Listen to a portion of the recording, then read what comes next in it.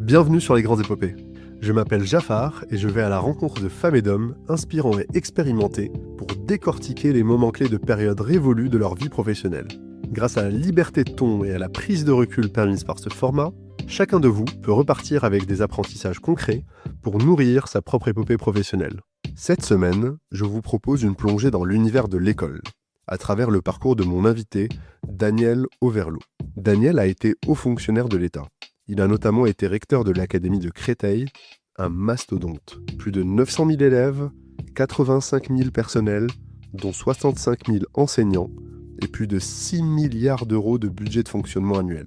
Rien pourtant ne prédestinait Daniel à une telle trajectoire. Cet épisode est construit comme un roman d'initiation, fait de détours, de rebonds et de moments décisifs. On y aborde notamment le choc de sa première expérience d'enseignement, propulsé à 20 ans seulement devant une classe de lycéens, ses 8 années passées à Saint-Cyr-Couët-Quidan, l'école militaire, où il se forge une vision très concrète du commandement et son ascension au sein de l'éducation nationale, jusqu'à ce jour où il est nommé recteur en Conseil des ministres par le président de la République française. C'est parti pour la grande épopée de Daniel.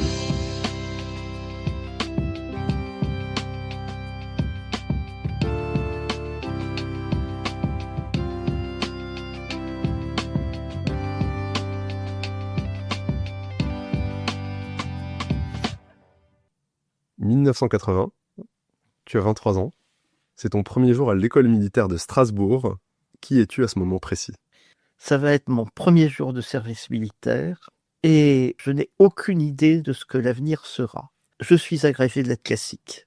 Je sors de 2 années de préparation à l'agrégation qui ont été des années difficiles dans un contexte où la réduction des postes faisait qu'avoir le concours, c'était très compliqué. Donc c'est un soulagement. Je pars au service militaire en ayant eu le concours. Je me destine à une carrière de prof, je ne sais pas ce qu'elle sera. Et à l'époque, je pense que ça sera une carrière linéaire d'enseignant. Et puis, j'ai une inquiétude sur ce que va être le monde militaire, parce que quand on est étudiant, eh bien, on se dit que l'armée, c'est quand même particulier, surtout à une époque qui est quand même géopolitiquement compliquée. On est dans l'affrontement des blocs, il va y avoir la Pologne, etc. Donc voilà, c'est un état d'esprit extrêmement mélangé. Le bonheur d'avoir été reçu au concours, devant soi une carrière dont on ne sait pas ce qu'elle sera faite, et puis l'inconnu du service militaire qui s'annonce. Très clair. Merci pour cette introduction. Ça, c'était toi à 23 ans. Comment est-ce que tu te présentes aujourd'hui ? Alors aujourd'hui, je me présente comme quelqu'un ayant eu beaucoup de chance, beaucoup de rencontres. Je disais que je me projetais dans une carrière de prof qui allait être linéaire.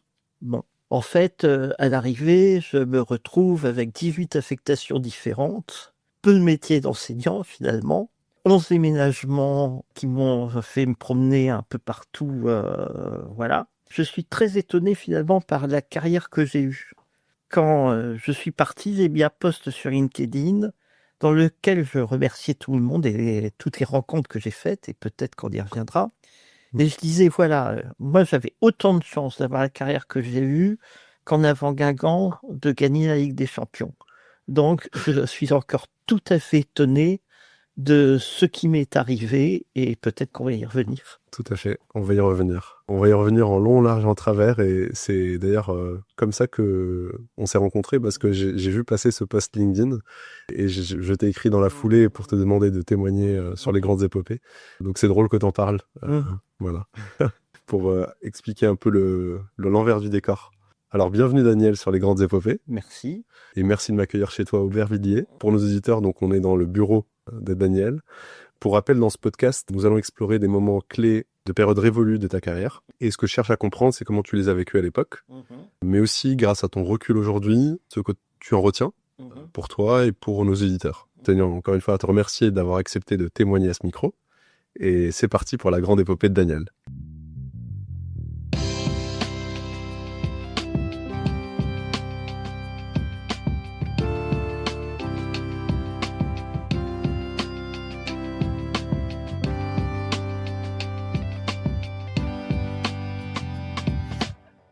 Donc on replonge quelques années avant ton premier jour à l'école militaire de Strasbourg. On est en 1975. On replonge en 1975 parce que c'est le début de ta formation d'enseignant. Et ce que tu m'expliquais en préparant cet entretien, c'est que déjà à l'époque, il y avait une pénurie d'enseignants, qui était un peu le contexte dans lequel tu t'es retrouvé à suivre ta formation. Est-ce que tu peux nous expliquer ce contexte-là et peut-être même ramener quelques éléments de genèse sur ta réflexion en tant que jeune sur ce début de carrière qui, a priori, n'était pas, en tout cas, tracé d'avance? Tout ça me ramène à un sujet qui est la perplexité que j'ai parfois quand on parle de l'orientation des élèves. Parce que moi, finalement, quand je regarde, j'étais pas sûr de vouloir faire ce que j'ai fait. J'aurais bien aimé être footballeur professionnel, mais j'avais pas le niveau et en gros, j'avais les pieds carrés. Donc, c'était pas possible. Ensuite, j'avais une deuxième passion qui était le théâtre. À un moment, j'ai commencé à sonder le milieu familial pour dire que j'aimerais bien faire du théâtre. Et là, je dois dire que la réaction a été frileuse, voire fraîche. En gros, on m'a dit, mais c'est pas un métier. C'est pas un métier, fais quelque chose de sérieux. Alors, il se trouve que je venais d'une famille d'enseignants, avec deux grands-pères qui ont été instituteurs et directeurs d'école, un père qui a été professeur de lettres classiques et en lycée, puis maître de conférences à l'université, une mère qui faisait des études aussi en lettres classiques, mais qui a arrêté pour nous élever, mon frère et moi. Donc, j'étais dans un milieu dans lequel finalement, assez naturellement, eh bien, je me suis dirigé vers des études de lettres en faisant les classes préparatoires à Amiens. J'ai donc passé en 75 ce qui s'appelait un concours de pré-recrutement. D'accord. Et alors, ce qui est tout à fait intéressant, c'est qu'aujourd'hui, il y a des polémiques incroyables sur le fait qu'on n'arrive pas à faire de recrutement, etc. On est dans les années 75. La démographie a fait qu'il y a une poussée du nombre d'élèves qui est considérable et que le recrutement à travers les concours n'a pas suivi. Et donc, ce qui a été instauré dans les années 65-70, c'est un pré-concours de recrutement à Bac+1, Ok. de telle manière à recruter des gens qui vont être enseignants avec les conditions suivantes. On les paie comme fonctionnaires. D'accord. Donc, j'étais fonctionnaire le jour de mes 18 ans. On les paie comme fonctionnaires. Leur but, c'est de réussir à avoir le CAPES et à être prof 4 ans après. Et puis, l'État demande une contrepartie. C'est un engagement décennal.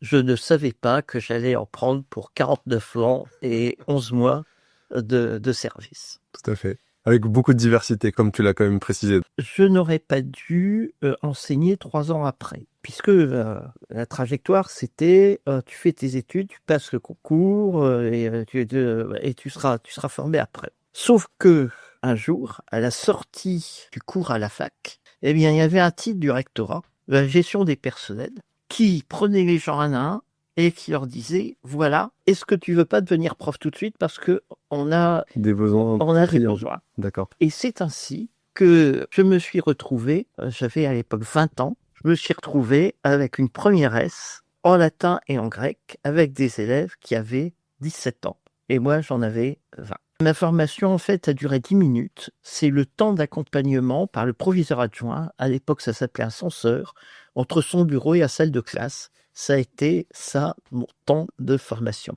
Alors aujourd'hui, quand je vois qu'il y a des polémiques sur le fait qu'on manque de profs, sur le fait qu'il y a des contractuels qui ne sont pas formés, etc., à tous les gens qui m'en parlent, je dis relisez l'histoire. Relisez l'histoire. La question de la pénurie des enseignants n'est pas quelque chose de nouveau. La question de la formation des jeunes enseignants n'est pas quelque chose de nouveau. Sur l'éducation nationale, j'en tire une leçon tout à fait intéressante. Un jour, un ministre a comparé l'éducation nationale à un mammouth, en disant un mammouth, ça a trop de graisse.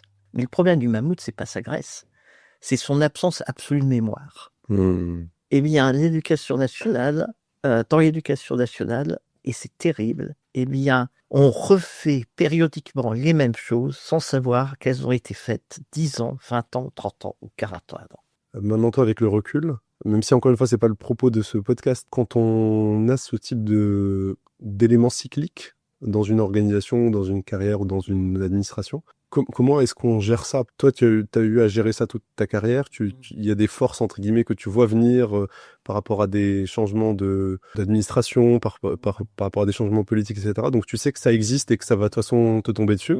Est-ce qu'on vit avec longtemps avec l'espoir que ça va être cette fois-ci différent, ou en fait on l'intègre dans sa manière de fonctionner, et comment on fait en fait pour se battre contre cette force? Bon, alors, il ne faut pas l'intégrer dans sa manière de fonctionner, sinon on est blasé, on renonce. Non, il faut se dire qu'on va repartir et que cette fois, on va faire mieux.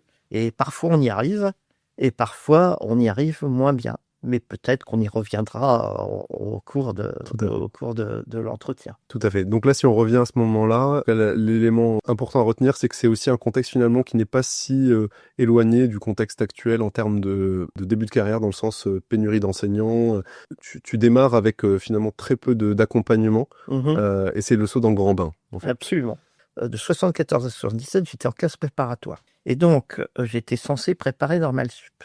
J'ai dit que j'étais à Amiens, et Amiens, c'était pas un endroit où il y avait des lycéens, des élèves qui avaient le concours de Normal Sup. On le préparait, mais il y avait très rarement des résultats. Miraculeusement, eh bien, il se trouve que je suis admissible au concours. Sauf que je savais même pas bien quelles étaient les épreuves à l'oral. Je me suis amené à Paris, rue d'Ulm, comme ma provinciale moyen. J'avais 7 épreuves en 7 jours. Je pense que c'est l'un des pires souvenirs de mon existence. Parce que, en plus, ces oraux étaient publics. C'est-à-dire qu'il y avait des spectateurs. D'accord. Bon, j'ai compris que le ridicule ne tuait pas. Je me souviens du 7e jour, la 7e épreuve. C'était de l'anglais. Et l'anglais et moi, nous n'avons jamais été amis. Mon anglais, c'était un anglais de fond de classe près du radiateur et de la fenêtre. J'aime beaucoup l'image. Qui fait qu'encore aujourd'hui, mon anglais ressemble à celui d'Yasser Arafat et de Maurice Chevalier, et me permet de me débrouiller dans les restaurants indiens à Londres. Mais c'est tout. Et là, il y avait 30 personnes dans la salle. Je devais faire une explication de texte d'un poète nommé Herbert, je crois, auquel je ne comprenais rien. Et avec mon anglais dysfonctionnant, et avec des gens qui riaient dans la salle. Ces 7 jours d'épreuves, ça a été des épreuves au sens littéral. Oui, c'est ça. Ça m'a finalement aidé à me construire. Ça m'a fait complètement rebondir. D'abord, quand on sait que le ridicule ne tue pas, on est plus fort. Et puis, ensuite, j'en ai tiré les leçons. Je me suis dit, mince, mais pourquoi j'ai été si mauvais que ça? Pourquoi ça n'a pas marché, etc. Ça m'a aidé à construire. En fait, c'est un peu comme un club de football qui se prend un 5-0 en Ligue des Champions. Il se dit, voilà pourquoi j'ai pris 5-0. Et il commence à essayer de se dire, comment je vais faire pour ne pas prendre 5-0 au prochain match. Peut-être que j'utiliserai toute métaphore sportive, parce que j'aime beaucoup les métaphores sportives et les métaphores footballistiques.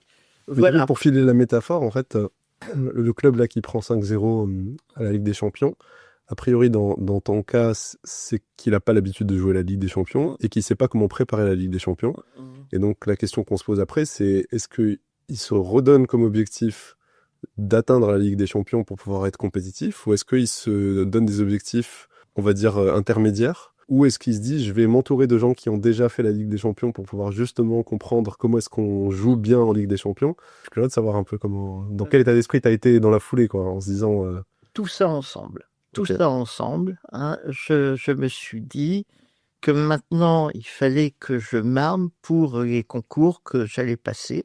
Et c'est en fait cet échec à Normal Sup et les leçons que j'en ai tirées qui m'ont rendu beaucoup plus fort pour préparer ensuite le CAPES et la grecque.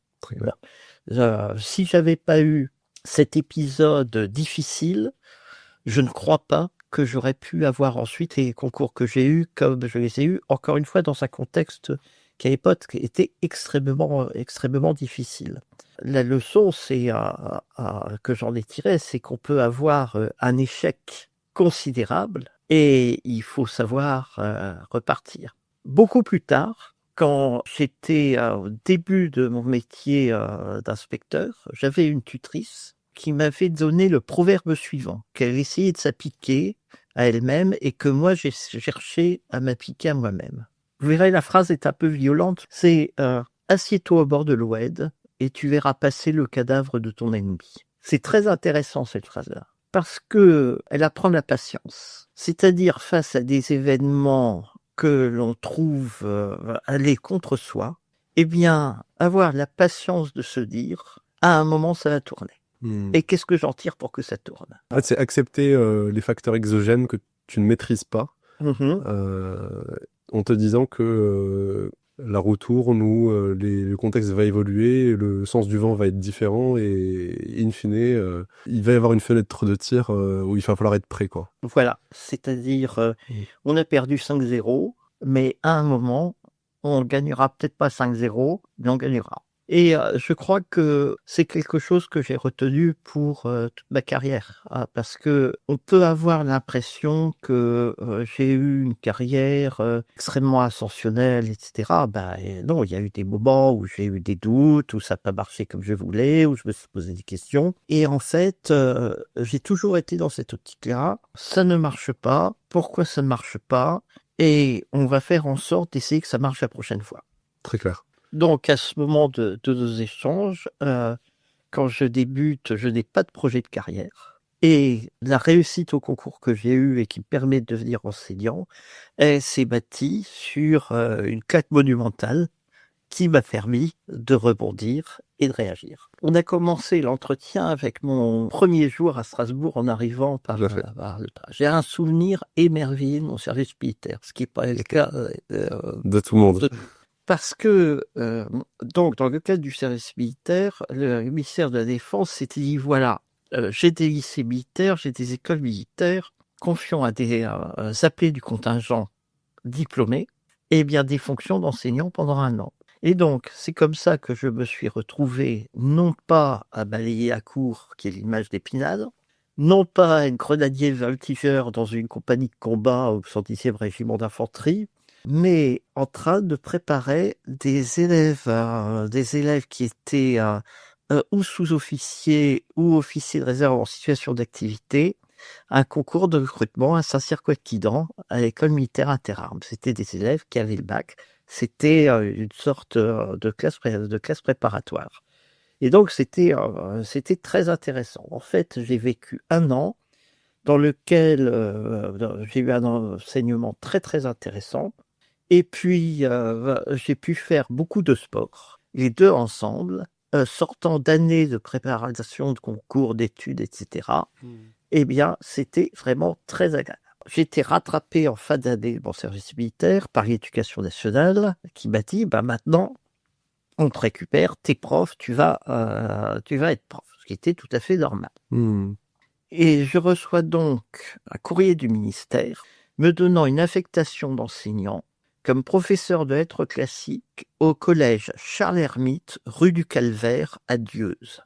Je dois dire que quand on reçoit comme affectation, d'abord Dieuze, je ne savais pas où c'était. Comme il n'y avait pas Ouest, j'ai dû prendre une carte de géographie. Quand on est affecté dans un collège qui s'appelle Hermite et que c'est rue du Calvaire, eh bien, je dois dire que c'est pas totalement engageant. Surtout quand on accorde de l'importance à ces petits signes. Et je suis pas sûr que l'année que j'ai passée à Dieuze, j'étais un très bon prof. Pourquoi? Parce que en fait, je sortais de l'agrégation et de choses très théoriques. Et puis j'avais 1 an d'enseignement en classe préparatoire.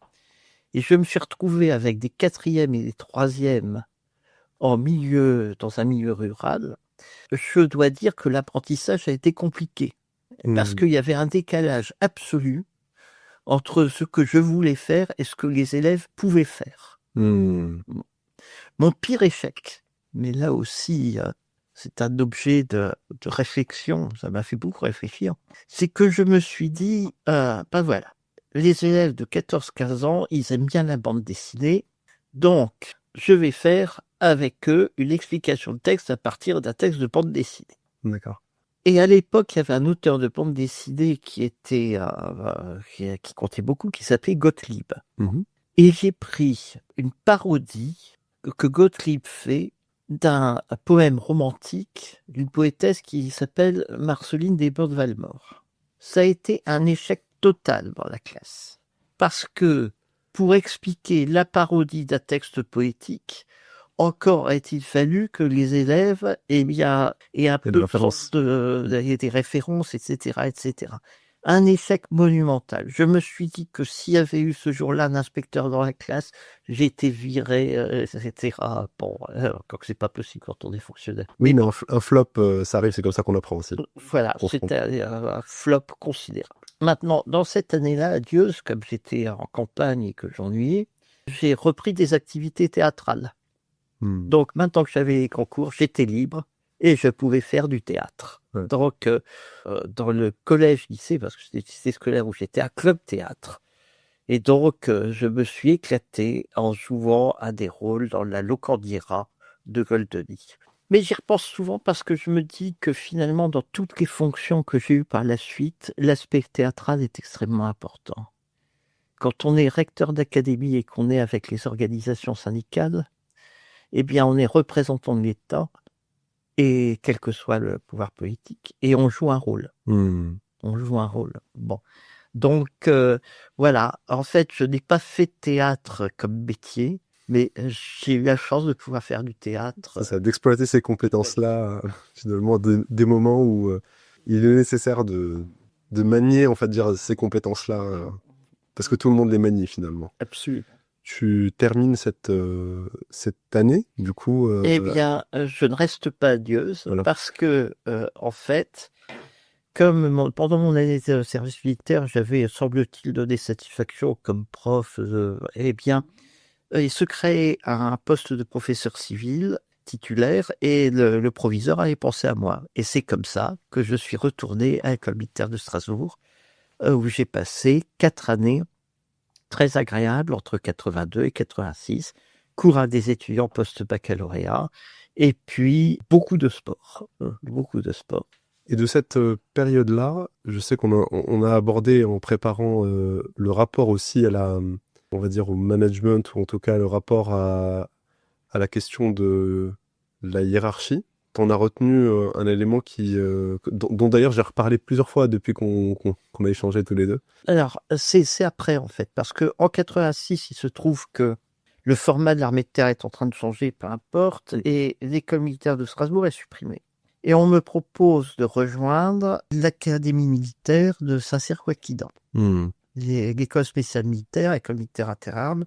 Bon, pour ceux qui ne savent pas, c'est les genres des Caucasoars. J'y suis resté pendant 8 ans, c'est l'affectation la plus longue que j'ai eue dans ma carrière.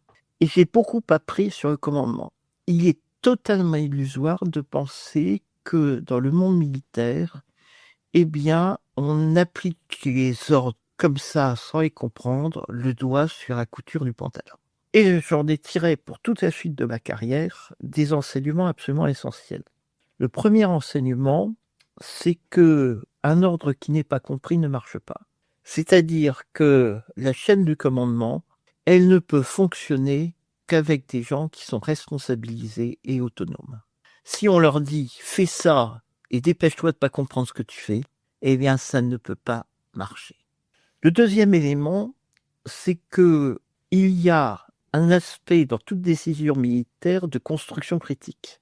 C'est-à-dire que avant qu'on passe à l'action, la réflexion est intense et les avis peuvent être totalement divergents. Et donc, la formule franchise dans le conseil, loyauté dans l'action, c'est une formule que j'ai totalement retenue. À savoir que on peut être en dissension totale au moment de la réflexion. Une fois que la décision est prise, tout le monde s'aligne et tout le monde marche dans le même sens, quelle qu'ait pu être la force des dissensions auparavant. Tout ça m'a beaucoup compté pour moi dans les métiers successifs que j'ai occupés. Toujours donner du sens à ce qu'on cherche à obtenir, et puis accepter d'avoir des gens autour de soi qui ne sont pas d'accord avec vous, et soi-même pouvoir dire à son chef « je ne suis pas d'accord sur ce que vous proposez ».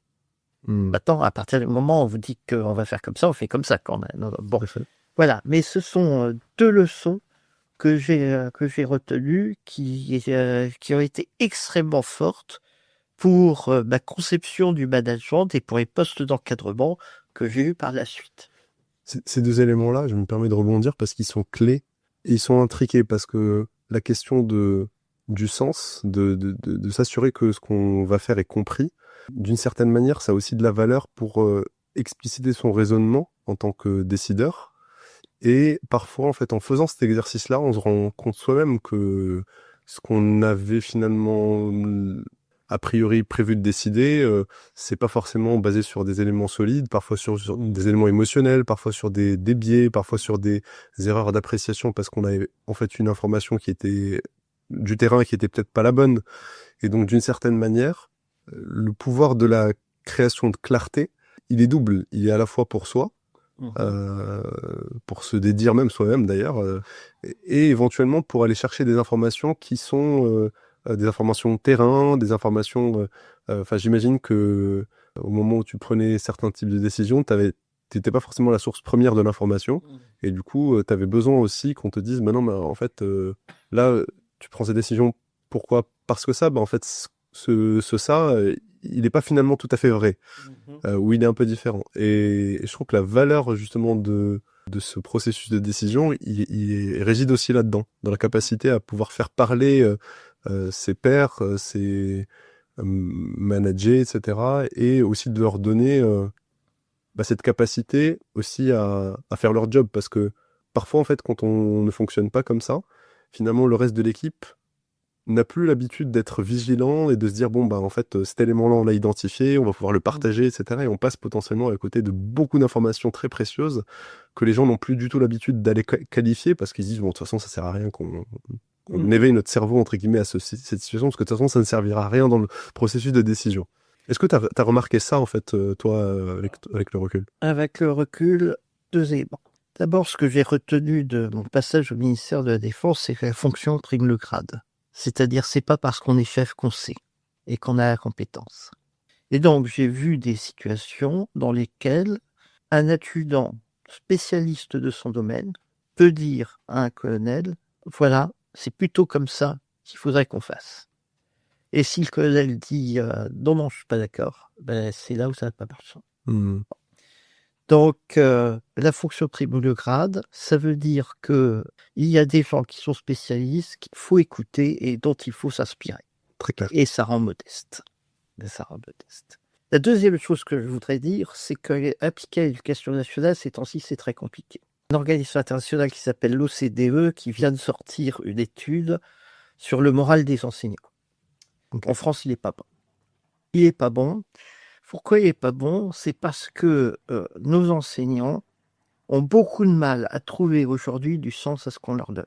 Il se trouve que sur les dernières années, eh bien, l'instabilité politique a fait que on a demandé à des enseignants de faire des choses et l'inverse à une année d'écart. Nos enseignants aujourd'hui sont recrutés à Bac+5. Ce sont des cadres A de la fonction publique, donc organisation, management, etc. Et on leur demande une année de faire ça et l'année suivante de faire l'inverse. Une question essentielle, je ne fais pas de politique en disant ça, c'est quand même d'arriver à ce que les enseignants reprennent en main le sens de ce qu'ils font. Et ça, c'est un sujet sur les années qui viennent. Si on revient du coup à toi sur cette période-là, donc on a parlé de ce que tu as retenu des grands apprentissages sur le rapport à la prise de décision. Tu as dit aussi que c'était une période finalement d'affectation la plus longue que tu as eue. Mais du coup, à un moment donné, c'est un détachement, c'est ça le terme? C'est un détachement qui aurait pu durer très longtemps. D'accord. Il n'y a pas de durée limite à un détachement. D'accord. Et alors, c'est quoi le moment clé qui te refait basculer dans un autre... qui clôt finalement ce chapitre? Alors, il est la conséquence d'un choix d'orientation compliqué. Il se trouvait que j'avais eu donc à Saint-Cyr-Coëtquidan des responsabilités extrêmement diverses en tant qu'enseignant, en tant que chef de cours, que responsable des élèves étrangers. Je préparais les officiers à l'école de guerre.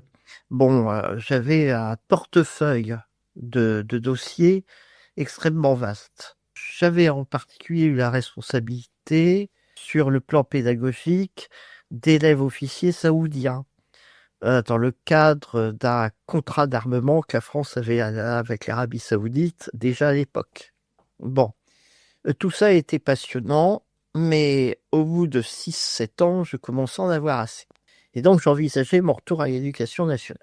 J'avais une fenêtre d'ouverture. J'ai été inspecté par un inspecteur général qui a vu mon parcours, etc., et qui m'a dit, écoutez, ça serait bien que vous soyez professeur en classe préparatoire en Hippocane et en Cagne. Moi, j'étais tout content. C'était quand on a été étudiant en Hippocane et en Cagne, les profs, c'est quand même des sortes de demi-dieux, pas tous, mais certains. Et donc, se dire qu'on va être soi-même professeur de classe préparatoire, c'est extrêmement valorisant. Oui, ça nourrit l'ego.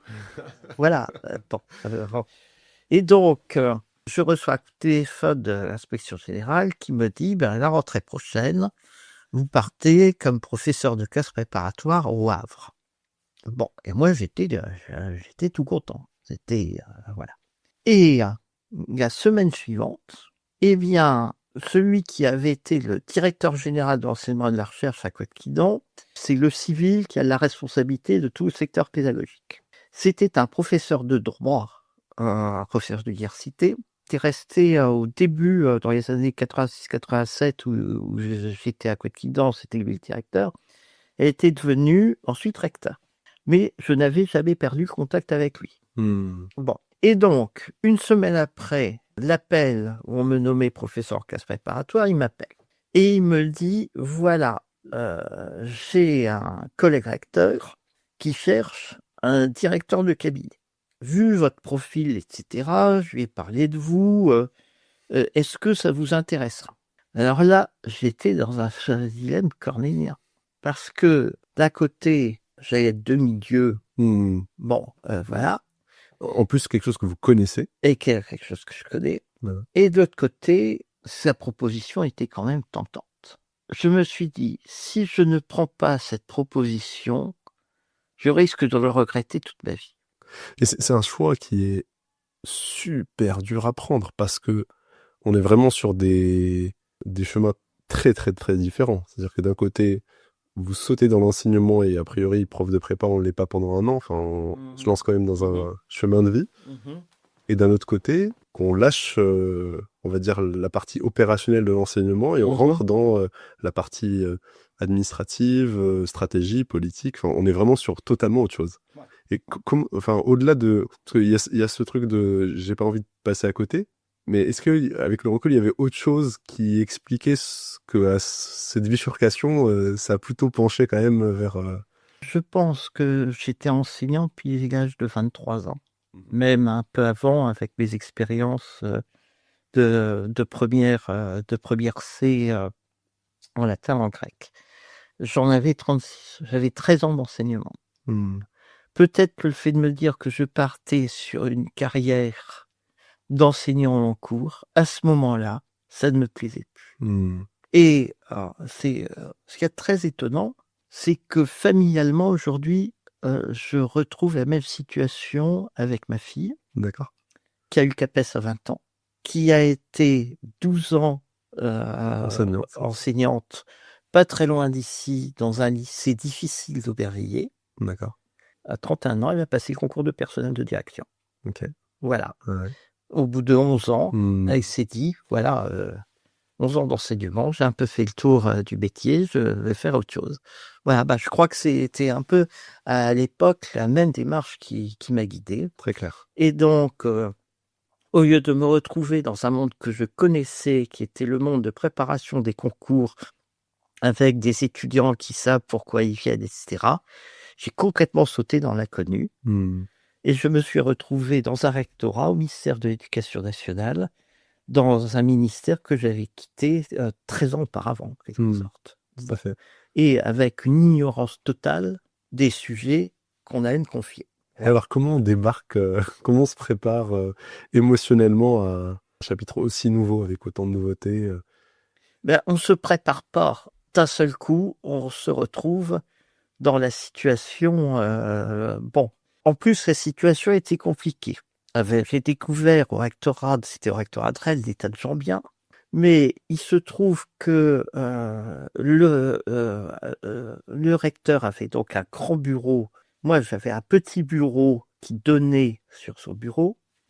Et de l'autre côté, dans l'enfilade, juste à côté, il y avait la secrétaire générale qui avait également son bureau. Mais le recteur et la secrétaire générale ne s'entendaient pas. D'accord. Et donc, moi, j'étais dans le bureau au milieu entre les deux, et j'avais l'impression par moments que c'était Beyrouth. Les obus me passaient au-dessus de la tête. Ok. Bon. Et donc, je suis arrivé dans un environnement qui était assez compliqué. Et ton rôle à ce moment-là, tu devais travailler avec les deux, j'imagine, Mhm. mais ton boss, enfin ton manager, c'était le recteur. Absolument. Et comment on gère justement quand on arrive comme ça dans un tel contexte? Beaucoup de diplomatie. Beaucoup de diplomatie pour pas fâcher l'un, l'autre, les deux, etc. Mais enfin, je me souviens d'avoir eu quand même une première année difficile parce que, en plus, dans l'éducation nationale, on utilise beaucoup de sigles. Mais moi, j'arrivais d'un autre ministère. Et alors, il y a des fois où je ne comprenais rien à ce qui se disait. Donc, j'essayais de prendre l'air intelligent, mais je comprenais pas tout de ce qui était en train de... Voilà. Donc, je suis resté dans ce poste-là 5 ans avec 2 recteurs successifs, mais une première année d'apprentissage qui n'a pas été complètement simple. Mais on en revient à ce que je disais tout à l'heure, hein, c'est-à-dire que là aussi, on apprend de ses échecs, de ses erreurs, de ce qu'on ne sait pas, de telle manière à être plus fort après. Tu disais que tu as été pendant 5 ans avec 2 recteurs différents. Si j'ai bien compris, normalement, un directeur de cabinet est rattaché du coup à la personne qui le nomme. Là, en l'occurrence, c'est pas le cas. Non, alors, il y a différentes sortes de directeurs de cabinet. Dans un ministère, un directeur de cabinet, il saute avec le ministre qui s'en va. Ouais, c'est ça, je le savais. Jusque-là. Dans une préfecture, un directeur de cabinet, eh bien, c'est quelqu'un qui reste, même si le préfet change. D'accord, ok. Et dans l'éducation nationale, C'est pareil. aujourd'hui, c'est pareil. Mais déjà à l'époque, ça l'était. Ok, très clair. Donc, j'ai eu 2 recteurs avec 2 personnalités totalement différentes, avec lesquelles je me suis bien entendu, avec des sujets parfois très compliqués. Je me souviens il a fallu gérer des manifestations lycéennes très complexes, avec une spécificité qui est une spécificité bretonne, c'est que lorsqu'il y a des manifestations lycéennes ou d'étudiants, ces jeunes boivent énormément. D'accord. Bon, et à l'arrivée, le contexte est un contexte de dégradation, etc., etc. Bon, il a fallu gérer, je me souviens des inondations dans le Morbihan et l'Ille-et-Vilaine, où c'était pas simple.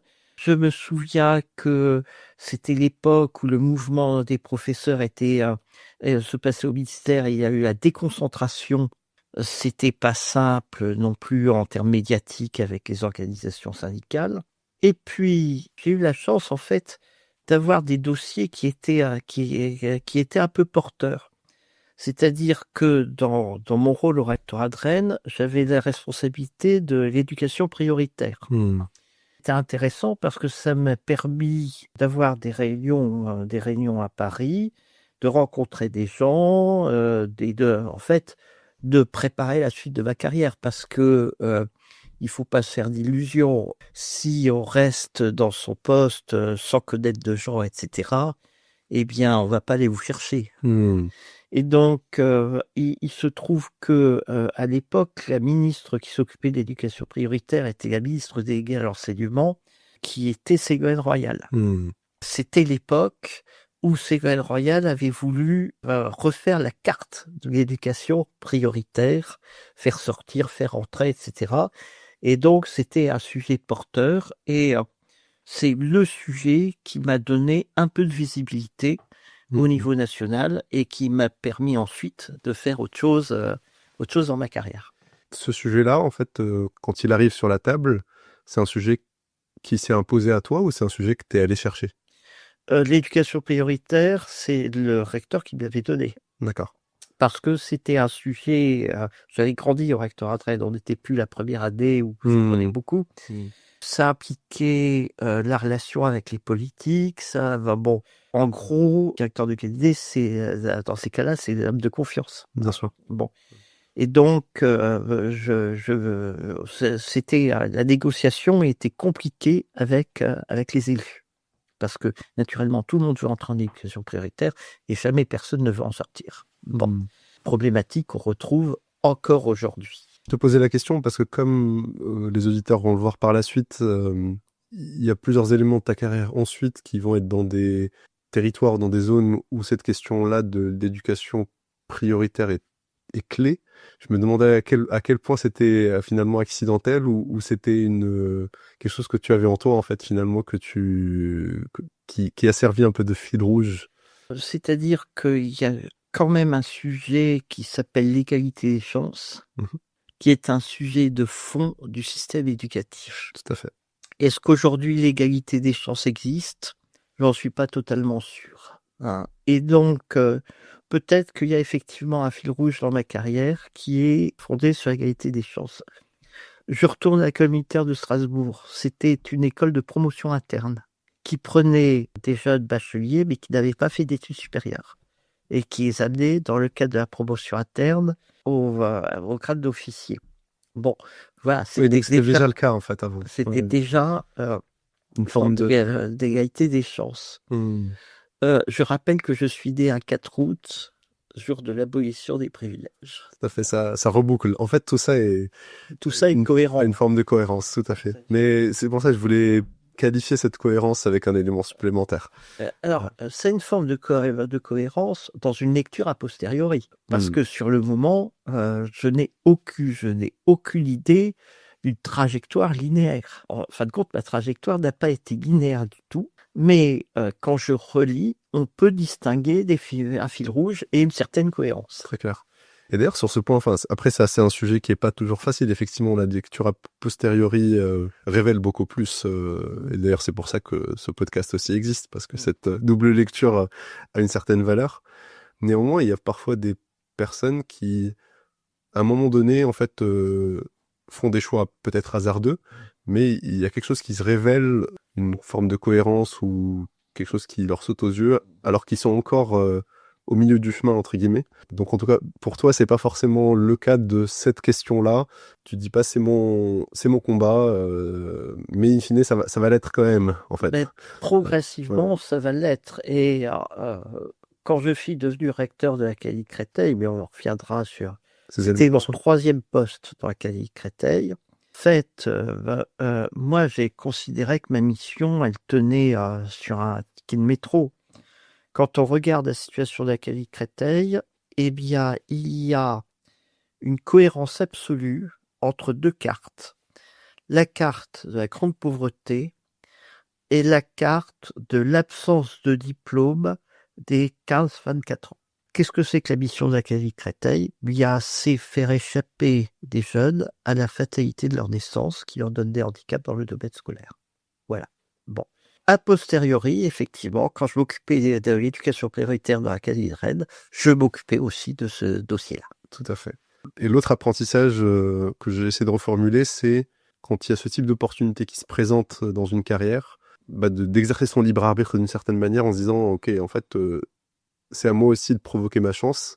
Et donc, dans ces réunions-là, dans ces arcanes-là, finalement, je suis présent, je mets en avant ce que je sais faire et ce que j'ai envie de faire. Et peut-être qu'un jour, en fait, ça donnera quelque chose, d'une certaine manière. Avec la part de hasard. Oui, c'est ça. On ne sait pas où est-ce que ça va prendre, en fait, finalement. Je vais vous donner un élément de hasard. Il se trouve qu'il y a une réunion à Paris sur l'éducation prioritaire avec la ministre Ségolène Royal. C'est le recteur qui y va et qui doit présenter.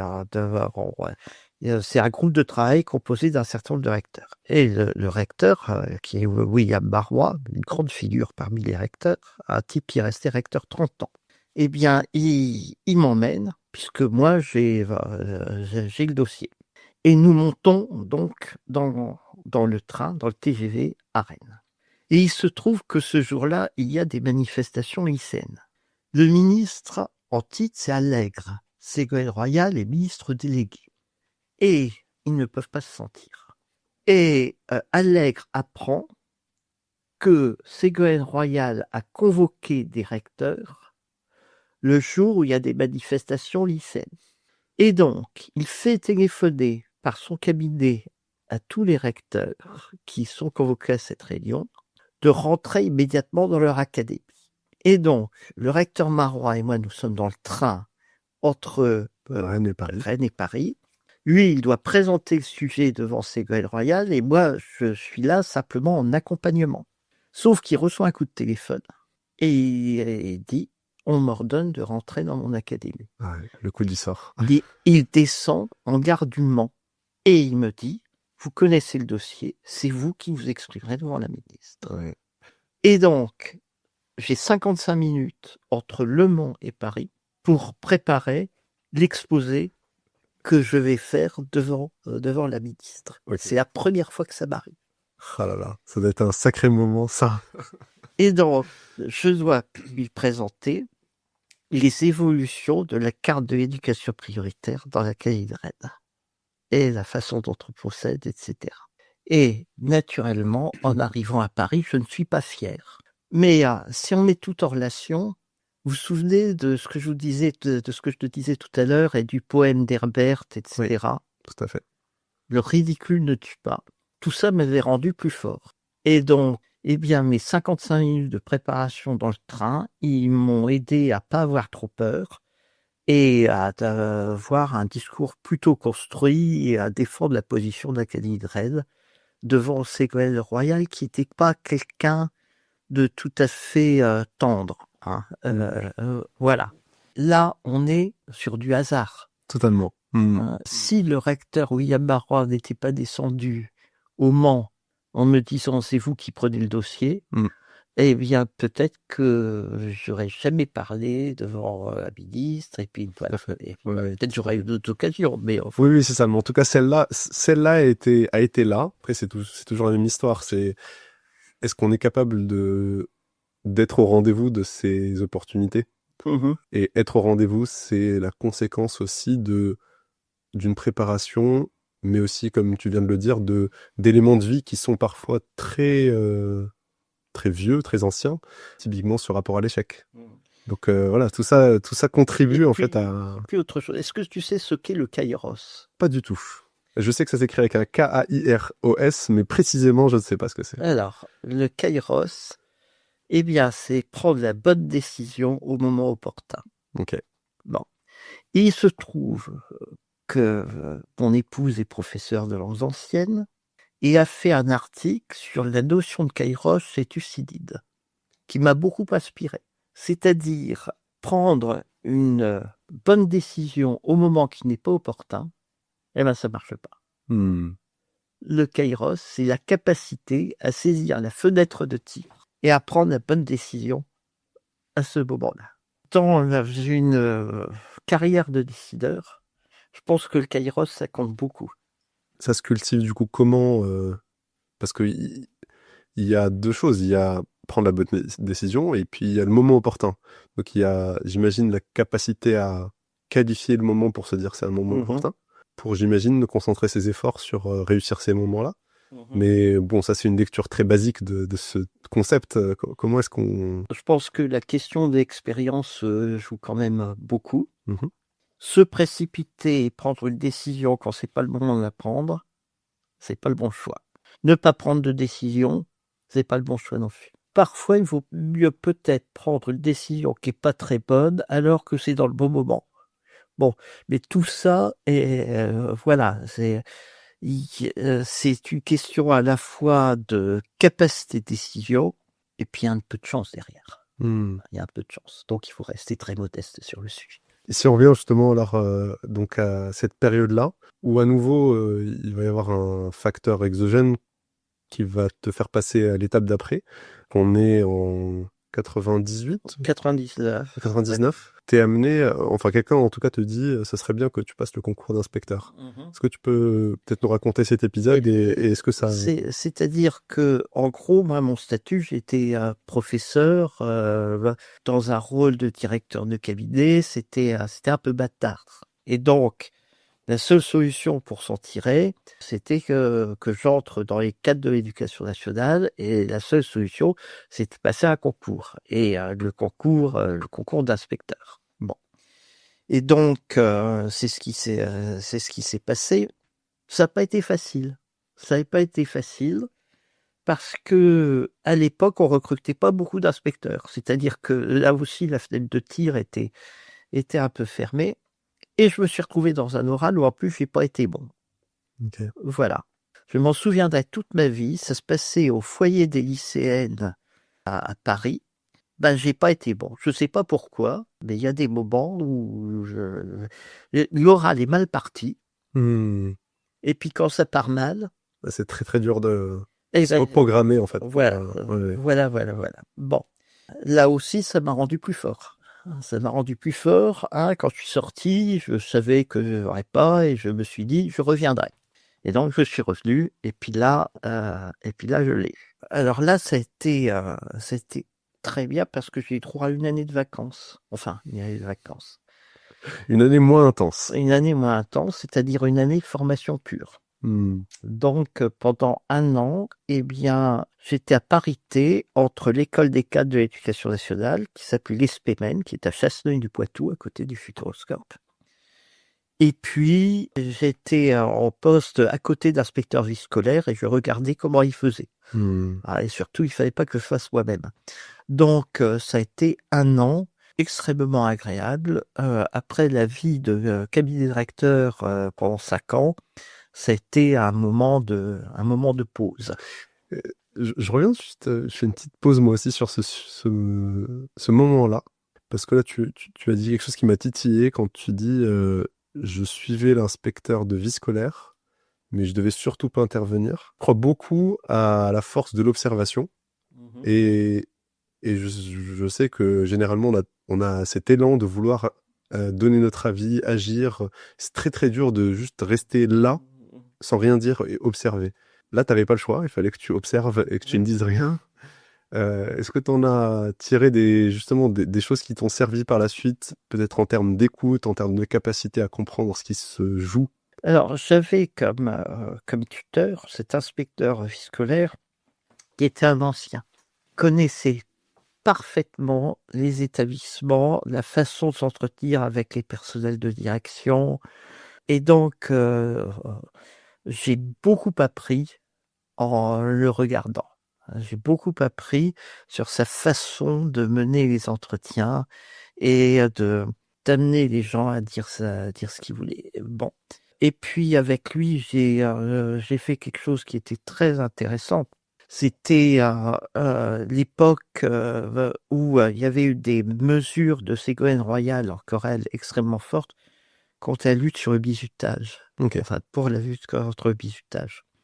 Et je me souviens d'enquêtes avec lui sur des faits de bizutage où j'ai vu comment il faisait pour aller chercher ce qu'il voulait chercher. Ça a été très, très intéressant en termes méthodologiques. Ok, très clair. Merci pour cette réponse, parce que voilà, je pense que c'est une capacité qui n'est pas suffisamment valorisée, la capacité d'observation. On en parlait tout à l'heure de la question de la prise de décision. Avant de prendre une décision, il faut déjà commencer par une prise d'information. Souvent, cette étape-là est clé et ça passe par l'observation. Donc, tu as musclé ton muscle d'observateur à ce moment-là. Et suite à cette respiration d'1 an, donc c'est là où tu as ton premier rendez-vous, comme tu l'appelles, avec l'Académie de Créteil. Voilà. Et donc, je deviens inspecteur d'académie adjoint dans le Val-de-Marne, c'est-à-dire que j'ai en responsabilité la moitié du département du Val-de-Marne, toute la partie qui est située à l'ouest de la Seine, avec Vitry, Ivry, Villejuif, Ville-Saint-Georges, etc., c'est-à-dire la partie la moins favorisée du département. Et avec un chef qui a été Jean-Pierre Delobier, qui est quelqu'un de tout à fait exceptionnel.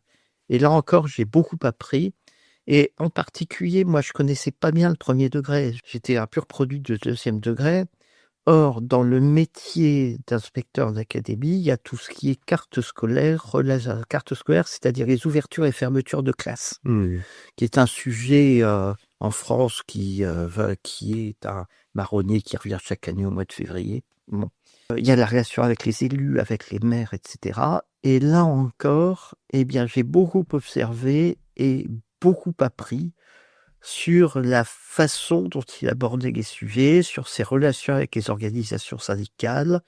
C'est là où j'ai compris que j'avais déjà commencé à comprendre à Rennes, mais là, dans le Val-de-Marne, avec un conseil général à l'époque qui était dans une opposition farouche, des maires qui étaient dans une opposition farouche, j'ai bien vu quel était le rôle théâtral d'un responsable de l'État dans des confrontations avec des grands politiques. Donc il y a cet apprentissage-là qui est saillant. Est-ce qu'il y a d'autres leçons que tu retiens de ce premier pas, j'ose le terme terrain de jeu, mais enfin de l'Académie de Créteil avec lequel tu vas avoir finalement plusieurs rendez-vous dans ta carrière? À l'époque, ce qui est déjà frappant, c'est la violence en milieu scolaire. Ce qui est déjà frappant, c'est le décrochage des élèves. C'est le non-accès à la qualification. Ce qui est déjà frappant, c'est, j'en parlais à l'instant, c'est l'opposition avec un certain nombre de politiques. Donc, en fait, l'Académie de Créteil, telle que j'ai découverte en 2000, eh bien, n'a pas beaucoup de différence avec celle que j'ai retrouvée comme recteur, sauf que il me semble qu'en 20 ans, les choses sont devenues de plus en plus paroxystiques. D'accord. C'est-à-dire les clivages et les conflits se sont augmentés. J'en donnerai un exemple. En 2000, l'un des grands maires du Val-de-Marne était une figure du Parti communiste. Il était à Vitry-sur-Seine. Et la première partie d'une réunion avec le maire de Vitry, c'était un très grand cinéma. C'est-à-dire, il assassinait l'État pendant une demi-heure. Mon chef m'avait appris qu'il fallait rien dire pendant ce temps-là et prendre l'air contrit. On ne disait rien. On rappelait quand même à la fin quel était l'effort de l'État. Et au bout de 30 minutes, on commençait à travailler ensemble. D'accord. Ah oui, c'était une sorte de mode opératoire. Et il y a une sorte de rituel. D'accord. Ouais. On assassine l'État pendant une demi-heure. Et puis ensuite, on pose. On commence à travailler. Ok. C'est un contexte que je n'ai pas retrouvé quand je suis revenu comme recteur. Et en particulier, à partir de 2022, les clivages politiques ont rendu le travail extrêmement difficile. Oui, j'imagine que du coup, sur la question de la prise de décision, si on reste complet chacun sur ses positions, on n'avance pas en tout cas. Je sais pas si c'est pire, moins bien, etc. Parce qu'on sait jamais. Parfois, ne rien faire, ça peut être mieux que de faire. Enfin, je sais pas. On peut pas savoir. On peut pas savoir. Toujours est-il que et je parle pas de ce qui s'est passé en Seine-Saint-Denis. Quand j'ai été d'Azen de la Seine-Saint-Denis, j'avais comme interlocuteur le maire de Saint-Denis, Braouzek, ou le maire de Montreuil, Brard, qui étaient des gens qui venaient du PC et qui étaient totalement constructifs. C'est-à-dire, là aussi, on assassinait l'État. Mais on se mettait au boulot après. Mais on se mettait au boulot. Quand je suis revenu comme recteur, j'ai eu, avec un certain nombre d'élus, beaucoup de mal à construire ce qui devrait être une coopération, une coproduction de système éducatif entre des élus et puis les représentants de l'État. Bon, en tout cas, c'est un constat qui est malheureusement triste à entendre. Ce que je propose, c'est qu'on replonge. Donc là, on fait en fait quelques allers-retours, mais c'est inhérent au sujet qu'on aborde, c'est normal. Je propose qu'on passe à 2002, si tu le veux bien. Alors, donc, j'étais dans le Val-de-Marne, et puis donc, on me dit, le destin d'un inspecteur d'académie adjoint, c'est de prendre responsabilité un département. Et donc, là, on me dit, faut que la directrice de recadrement veut te voir. Et comme quoi, parfois, il faut un petit peu essayé de forcer les choses. Elle me dit: «Naturellement, vous êtes mobile pour aller sur toute la France?» Je lui dis: «Oui, madame la directrice, mais plus je serai loin de Rennes et plus ça sera compliqué». Elle me dit: «Pourquoi?» Je dis: «Ben voilà, il se trouve que ma femme est prof de classe prépa à Rennes et qu'on on a des enfants de 7 ans et 1 an. Donc je suis mobile sur toute la France, mais plus je serai loin de Rennes, plus ça sera compliqué». Elle me dit: «Ah oui, 7 ans et 1 an, c'est pas rien». Je lui dis: «À qui le dites-vous, madame la directrice?» Et elle m'a nommé à Laval, 60 kilomètres de Rennes. Ce qui prouve qu'il y a eu une prise en compte Des éléments de contexte. des éléments de contexte personnel et voilà, c'est-à-dire qu'une nomination à Laval, ça me simplifiait la vie énormément. Et c'est une personne que tu connaissais pas par Non, ailleurs? non et Ok. bon. Oui, donc on est vraiment sur des éléments... il n'y a pas d'intuitu personnel, quoi, en fait. Voilà. Très bien. D'ailleurs, ce qui est assez drôle, c'est qu'en fait, elle est devenue par la suite rectrice et je lui ai succédé à Créteil. D'accord, ok. Voilà. Et donc j'ai passé 3 ans en Mayenne, très, très agréable, très agréable. J'ai découvert le fonctionnement d'un département rural, très attachant, avec des problèmes de transport scolaire, des problèmes de vitalité du tissu économique, avec des questions d'éloignement, parce que quand on est à 60 kilomètres de Laval, ben, on est loin de tout, etc. Bizarrement, la Mayenne ne dépend pas de l'académie de Rennes, même si c'est à 60 kilomètres, mais dans l'académie de Nantes. Il fallait donc faire plus d'1 heure et demie de voiture pour aller au rectorat à Nantes. Bon, je considère que j'avais une très grande autonomie et donc j'y ai appris mon métier d'inspecteur d'académie. Sauf qu'au bout de 3 ans, on m'a dit: «Faudrait que tu bouges». Et là, c'était cette fois un directeur d'encadrement. Il me dit: «Nous avons pensé à la Vendée». Alors la Vendée, ça m'arrangeait pas du tout. Puis j'avais l'impression que la différence entre la Mayenne et la Vendée, c'était pas considérable. Je lui ai dit: «Non, je n'irai pas en Vendée». Bon, il n'a pas été content et je me suis dit que j'en reprenais pour 5 ans en Mayenne. Sauf que 3 semaines après, j'avais un coup de téléphone me disant: «Vous allez dans le Maine-et-Loire». Et le Maine-et-Loire, c'était C'est plus, on va dire, plus acceptable. c'était très pratique. C'était très pratique. Mon arrivée à Angers a été un peu compliquée. J'étais nommé au 1er août administrativement, mais enfin, c'est un mois d'août, et cetera. Les activités dans l'éducation nationale, elles reprennent le 20 août. Je me souviens que le dimanche, ça devait être le 20 août ou le 19 août, au moment de déménager, j'étais en train de démonter mon armoire de salle de bain. Le téléphone sonne, le collège de Lyon d'Angers était en train de brûler, il faut que tu viennes tout de suite. Ouais. Gestion de crise, premier jour. Et voilà. Et donc, je me suis retrouvé avec un événement à gérer, parce que dans ces cas-là, il faut organiser la rentrée, etc. Je me suis beaucoup plu à Angers, tellement que j'aurais voulu y rester plus longtemps.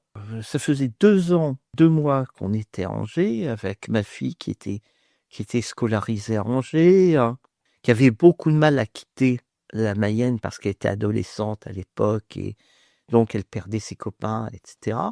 Et puis là, on m'appelle et on me dit: voilà, est-ce que vous avez demandé une mutation?» Moi, j'étais à Angers depuis 2 ans, je n'avais pas envie de partir, j'étais très bien. Bon. On me dit: «Il faut m'envoyer un CV tout de suite». C'était la directrice de l'encadrement. Ça, c'est encore une nouvelle. Le lendemain, je vois le directeur, je lui dis: «Bah, écoutez, il se passe quelque chose de bizarre, qu'est-ce que vous en pensez?» Il me dit: «Ah, je peux rien vous dire, mais on pense à vous pour un grand département». J'apprends que le département de la Seine-Saint-Denis est en train de se libérer. Je dis: «Est-ce qu'on voudrait me faire partir en Seine-Saint-Denis?» Et là, je reçois un coup de téléphone, on me dit: «Le recteur de l'académie de Créteil voudrait me voir, voudrait te voir». Le recteur de l'académie de Créteil, je le connaissais pas. Je savais qu'il avait été recteur en Guyane, je savais qu'il avait été directeur de cabinet adjoint au ministère. C'était un jeune, plus jeune que moi. Il m'appelle, il me dit: «Voilà, je m'appelle Jean-Michel Blanquer, je suis recteur de l'académie de Créteil et j'aimerais vous». Il y avait une réunion des recteurs et des DACES à Paris. On s'est vu dans un troquet auvergnat improbable, rue Saint-Jacques, un matin vers 8h30. Et on fait affaire. Elle me dit: «Ah, c'est bien, voilà, vous avez été adjoint dans le Val-de-Marne, puis, bon, on me dit que ça se passe très bien à Angers, voilà, c'est vous, Donc a priori, le deal est fait. je repars et là, il se met à se passer rien. C'est-à-dire, je continue mon métier d'inspecteur d'académie et au mois de janvier, on prépare les ouvertures, les fermetures de classe et cetera. On prépare la rentrée avec la répartition des voyages dans le 2e degré, bref, peu importe. Il se passait rien et j'apprends par la bande que des, personnes nombreuses ont été contactées pour, prendre le département de la Seine-Saint-Denis et toutes ont une particularité que je ne peux pas avoir. Ce sont des femmes.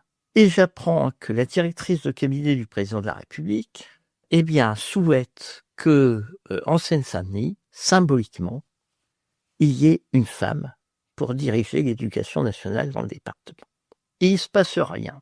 L'inspection de l'académie de la Seine-Saint-Denis m'appelle régulièrement pour me dire: «Voilà où en est la carte scolaire» et cetera. Donc j'avais un œil sur, la Seine-Saint-Denis tout en étant en fait, et puis un jour, j'en ai eu marre. J'en ai eu marre et j'ai précipité mon destin en quelque sorte. Mais je savais pas que j'allais faire comme ça.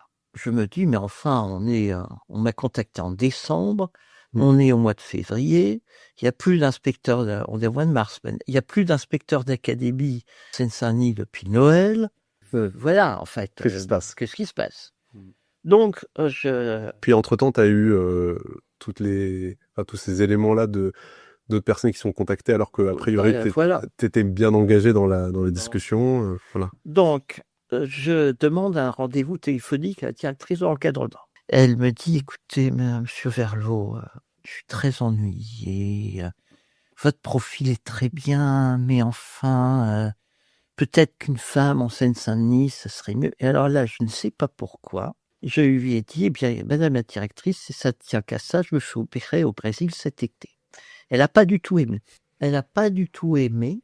Elle a raccroché assez vite. Un quart d'heure après, le recteur de l'académie de Nantes m'appelait et disait: «Qu'est-ce que vous avez dit à la directrice de l'encadrement?» Ah oui, je Une heure pensais. après, Jean-Michel Oui. Blanquer appelait en disant: «Qu'est-ce que vous avez dit?» Oui, voilà, donc là, c'est Voilà, donc ça une escalade. redescend. Ouais. Bon, donc là, je me suis dit: «Là, c'est mort, je vais rester, dans le Maine-et-Loire» et puis finalement, c'est bien comme ça.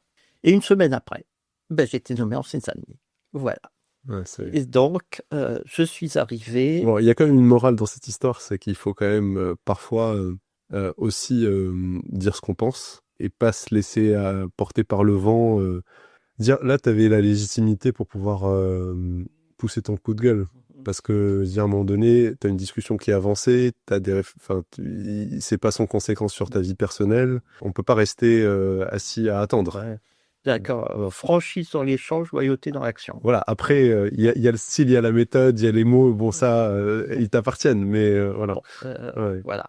Et donc, c'est ainsi que je suis arrivé en Seine-Saint-Denis et où j'ai fait 4 ans dans un contexte, qui est compliqué parce que la Seine-Saint-Denis, c'est quand même le département le plus compliqué qui existe en France sur le plan de l'éducation nationale et avec un tas de clichés qui sont totalement faux.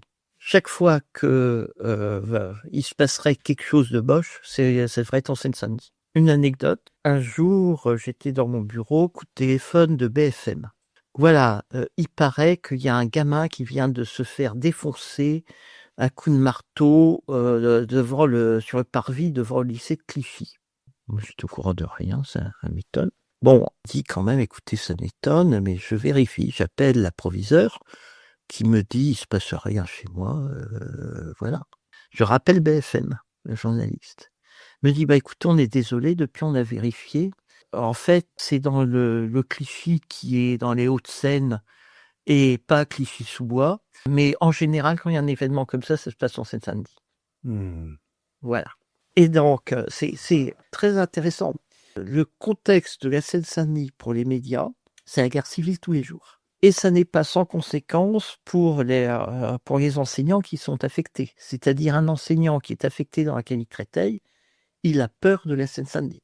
Et donc, pendant les 4 années que j'ai passées en Seine-Saint-Denis, mon but était de montrer qu'on pouvait très bien réussir quand on était élève en Seine-Saint-Denis. La preuve, derrière moi, il y a un collège qu'on voit par la fenêtre, les élèves sont au travail, les professeurs sont au travail, tout le monde est au travail. Cela dit, la Seine-Saint-Denis n'est pas un département facile. À l'époque, c'était Claude Barthelone qui était président du Conseil fédéral, qu'on n'appelait pas départemental. Je me souviens que parfois, nous respections beaucoup, hein, c'était un homme de parole, mais c'était parfois tonique dans les échanges, et en particulier dans les échanges en public. Je me souviens de ce discours de Claude Barthelone devant les chefs d'établissement de collège, dans lequel il a dit « Monsieur inspecteur d'académie, nous travaillons très bien ensemble, mais je sais quel doit être votre état d'esprit confronté à un État qui vous diminue sans cesse les moyens. » Pour répondre derrière, Ouais, c'est pas du tout évident. Maintenant, c'est une excellente école. Et là encore, l'art du théâtre est important. Donc, le fait de réagir sans se mettre en colère, tout en réaffirmant quel est l'effort de l'État pour le département, quel que soit les gouvernements qui se succèdent. Il y a beaucoup de périphrases, quoi. Voilà. On manie l'art de la périphrase. Bon, Seine-Saint-Denis, l'un de ses très très bons côtés, c'est que, comme c'est pas facile tous les jours, eh bien, l'équipe de direction de la Seine-Saint-Denis est extrêmement soudée. Et on est très soudés avec les personnels de direction et les inspecteurs. Et donc, ça donne une ambiance qui est tout à fait chouette. Ouais, Tout à fait chouette. Bon. J'ai beaucoup aimé tous les postes que j'ai faits, mais l'Académie Créteil est une académie dans laquelle, eh bien, il y a une solidarité des cadres qui n'existe pas forcément ailleurs. Ouais, c'est hyper intéressant de voir aussi parfois dans l'adversité comment justement une équipe se soude pour finalement réussir à... C'est un peu contre-intuitif. On peut se dire que justement face à la difficulté, on peut finalement se délier ou et finalement, en fait, c'est pas du tout ça qui se produit, quoi. Non, c'est exactement l'inverse. C'est il y a vraiment une culture de la solidarité entre cadres qui est très forte dans l'Académie Créteil. Tu termines ce rôle en 2012. Ouais. Et là, encore un moment clé. Le moment clé, c'est qu'en général, pour remercier l'inspecteur d'académie de la Seine-Saint-Denis d'avoir fait la Seine-Saint-Denis, comme si c'était un terrain de bataille. Tu vois, typiquement ça, c'est aussi nourri par plein d'éléments du système dans sa globalité. Tu vois, c'est pas que la partie médiatique. Absolument. Eh bien, la récompense, c'est on nomme les gens inspecteurs généraux, inspecteur général. Donc, je n'échappe pas à la règle et je me retrouve inspecteur général dans le groupe premier degré.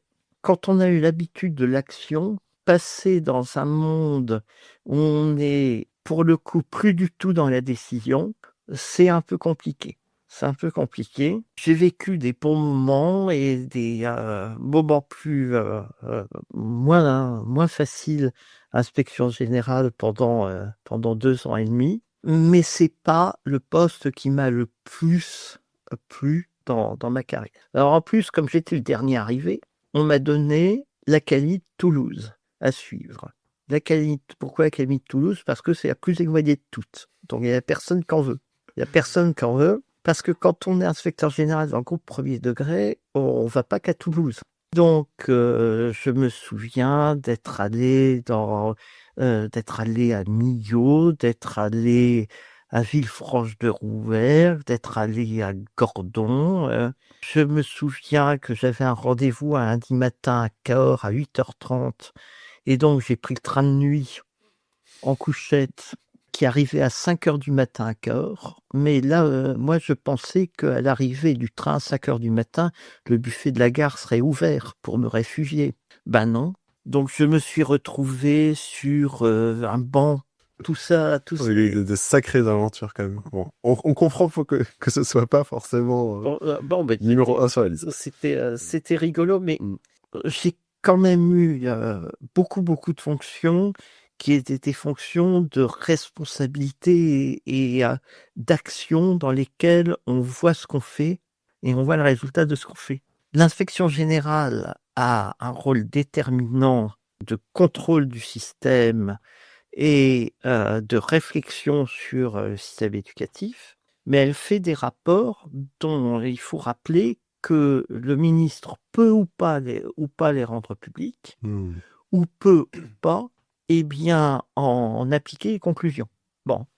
J'ai été par exemple co-auteur d'un rapport qui n'est jamais sorti sur les rythmes scolaires, déjà à l'époque, puisque à l'époque, le ministre Peillon avait mis en place de nouveaux rythmes scolaires qui impliquaient la participation des communes sur le temps périscolaire.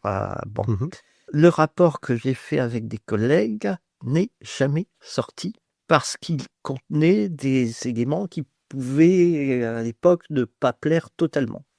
Ouais, Bon, ok.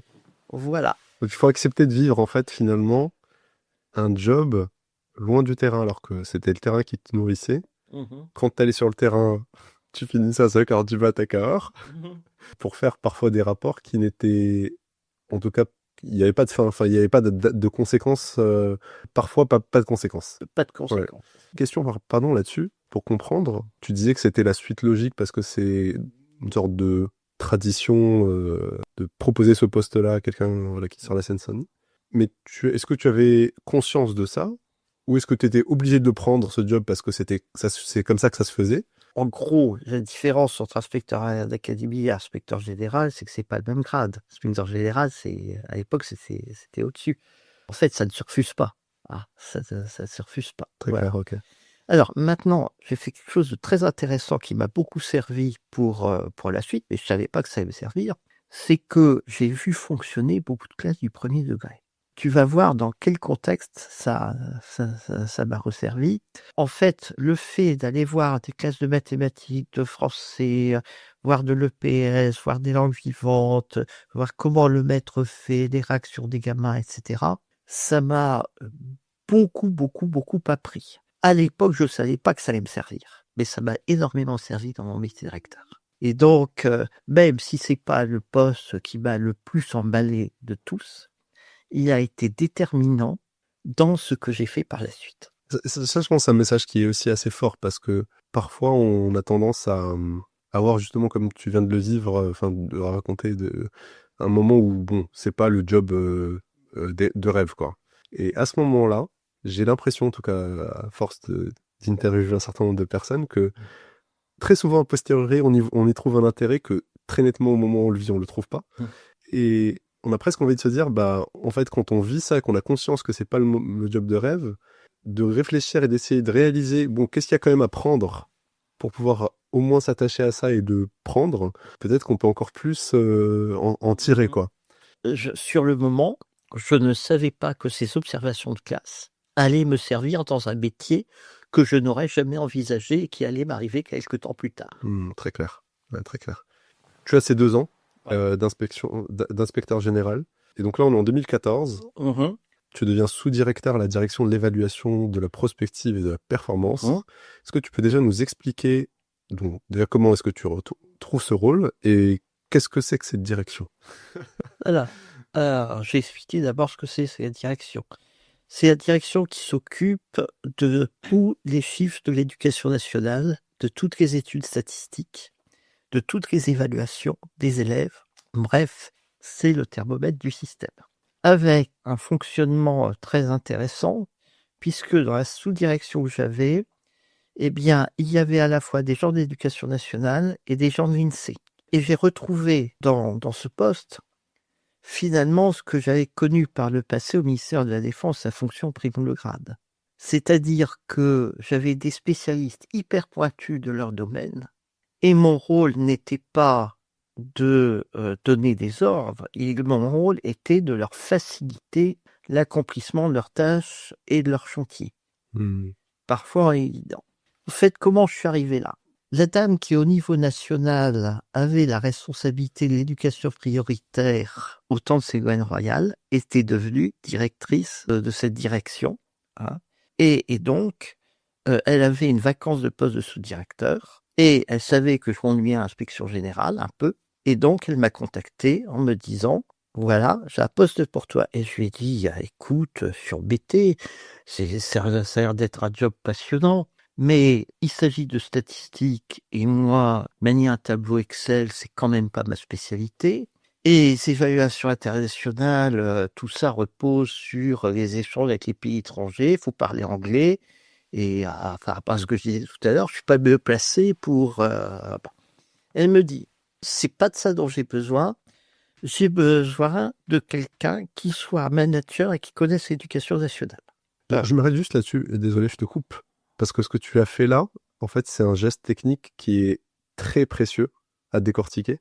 Parce que parce qu'il y a soit des fois où en fait on va chercher un job et il y a des fois on vient nous chercher. Et quand en fait on vient nous chercher, c'est super intéressant de faire ça, c'est-à-dire de dire je suis pas la bonne personne pour telle raison. En fait, ça t'a permis de qualifier ce qu'on attendait de toi sur le job. Là où si t'avais pris le truc en disant bon bah ok je prends, et peut-être que t'aurais perdu du temps à comprendre en fait ce qu'on attendait de toi. Et je trouve que ce geste-là, il est technique. À mon avis, il va inspirer pas mal de gens qui nous écoutent. Et en fait, j'ai assez vite compris qu'il y avait des statisticiens qui étaient hyper compétents dans leur travail, mais qui ne connaissaient pas bien l'éducation nationale, et des gens d'éducation nationale qui comprenaient pas bien comment on pouvait faire ça, comment on pouvait travailler avec les statisticiens. Et moi, j'étais au confluent des deux. Tout à fait. C'est-à-dire que mon rôle, c'était de dire, voilà, sur quel dossier on peut travailler ensemble, voilà ce que les statisticiens vont pouvoir nous apporter. Vous, les statisticiens, écoutez la demande des pédagogues, etc. Donc, ça a été un travail de coordination. Et puis, on s'occupait beaucoup, direction des relations, de la prospective et de la performance, d'un dossier qui était au cœur de la réflexion d'un ministre de l'Éducation nationale, qui était Najat Belkacem, c'était celui de la mixité sociale. Alors, la mixité sociale, c'est un sujet que j'avais rencontré, sur l'éducation prioritaire, que j'avais rencontré en Seine-Saint-Denis. La mixité sociale en Seine-Saint-Denis, c'est un véritable sujet. Il faut savoir que les établissements privés de Seine-Saint-Denis, et c'est pas un jugement de ma part, mais 4 catégories socio-professionnelles les plus favorisées. Jusque-là, rien de nouveau sous le soleil. Et il faut savoir que bien dans la rue où on est, il y a le collège qui est derrière toi, et à 100 mètres, il y a un collège privé. C'est, quand on passe devant les deux collèges, c'est pas complètement la même population. Bon. Et donc, l'ADEP était chargée de faire toutes les études sur la réalité de la mixité sociale et de les présenter à la ministre. Bon, et puis moi, j'avais donc ce dossier. Donc, ça m'a amené à faire des présentations devant la ministre et à être un interlocuteur régulier de son cabinet.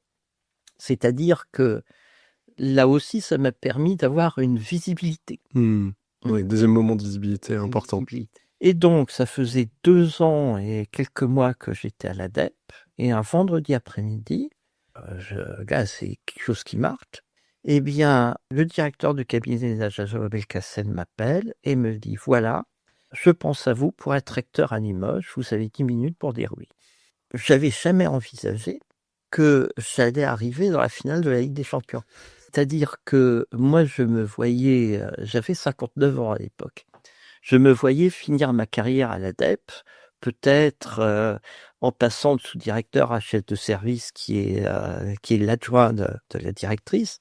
Bref, je n'avais jamais envisagé la possibilité d'être recteur. D'autant plus que la fonction rectorale, à l'origine, elle est réservée aux professeurs d'université, réservée aux gens qui ont une thèse, une habilitation à diriger des recherches. Ça s'est assoupli dans les années 2015, quelque chose comme 2012, avec la possibilité pour les directeurs d'administration centrale de devenir recteur. Mais jamais un ancien d'ASEN n'était devenu recteur. Il y avait eu la possibilité d'élargir le recrutement en faisant passer les candidats recteurs devant une commission, etc. Mais ça n'avait été mis en place qu'une fois pour la conseillère éducation du Premier ministre ou du Président de la République. Le fait d'être nommé recteur était d'une improbabilité totale. Bon. Et donc l'appel, c'est un gros moment clé parce que tu t'attendais pas une seconde à cet appel. Pas une seconde. C'est incroyable. Pas une seconde. Voilà, ça a été un tournant. Il se passe quoi dans ta tête à ce moment-là? quand tu reçois cet appel? Ben, Émotionnellement. émotionnellement, c'est quand même j'étais complètement stupéfait. Complètement stupéfait. Ouais, voilà. C'est-à-dire que c'est quelque chose que je n'aurais pas osé rêver. Alors, il y avait eu des rapports d'inspection générale disant qu'il serait souhaitable que la fonction de recteur soit ouverte à des inspecteurs d'académie, etc. Bon, mais ça n'avait jamais été mis en place. Mais du coup, tu coupes la thèse t'appelle, donc tu coupes, t'as pas encore répondu. Mhm, Ah, d'ailleurs, je sais pas comment tu gères ça, mais du coup, t'avais pas encore dit ni oui ni non. mhm. D'accord. Et donc là, tu coupes et il te dit, enfin, en tout cas, la demande, c'est il faut répondre sous 10 minutes, quoi. Ouais, donc on ne peut pas dire non. Voilà. Donc là, très concrètement, tu reprends ton téléphone, tu rappelles Bah oui. et tu dis, j'y vais. Bah oui, oui, Ok. absolument. L'appel, il y a eu un vendredi et j'ai pris mes fonctions 10 jours après. D'accord. 10 jours après. Mais c'était un contexte politique particulier. Pourquoi? On était en mars 2017. Hmm. Les élections présidentielles, c'était en mai 2010. À l'époque, il y avait une probabilité qu'il n'était pas négligeable que l'extrême droite arrive à la présidence de la République. Mais moi, j'ai mes limites. J'ai mes limites. Et la fonction de recteur fait partie des fonctions qui sont des fonctions totalement à disposition du président de la République. On est nommé en Conseil des ministres par le président de la République. Ma limite à moi, c'était que je ne pouvais pas être recteur avec une présidence exercée par l'extrême droite, très clairement. Et donc, je suis parti pour le rectorat de Limoges, mais pendant 2 mois, j'avais uniquement ma brosse à dents et mon pyjama, parce que je me disais que peut-être ça allait durer 2 mois.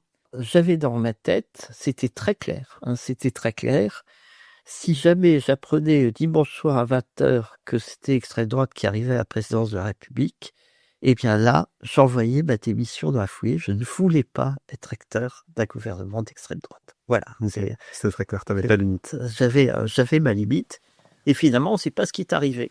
Donc, t'as pu ramener d'autres avis. j'ai pu rester. Il y a eu une petite polémique. Parce que le fait que je devienne recteur, ça n'a pas plu à un certain nombre de recteurs en poste qui étaient, eux, des universitaires. Oui. Bon, qui n'ont pas aimé du tout. Et là, j'ai quand même eu un gros coup de chance. On ne savait pas qu'il allait devenir ministre de l'Éducation nationale. Le secrétaire général de l'Élysée annonce la composition du gouvernement et annonce Jean-Michel Blanquer comme ministre de l'Éducation nationale.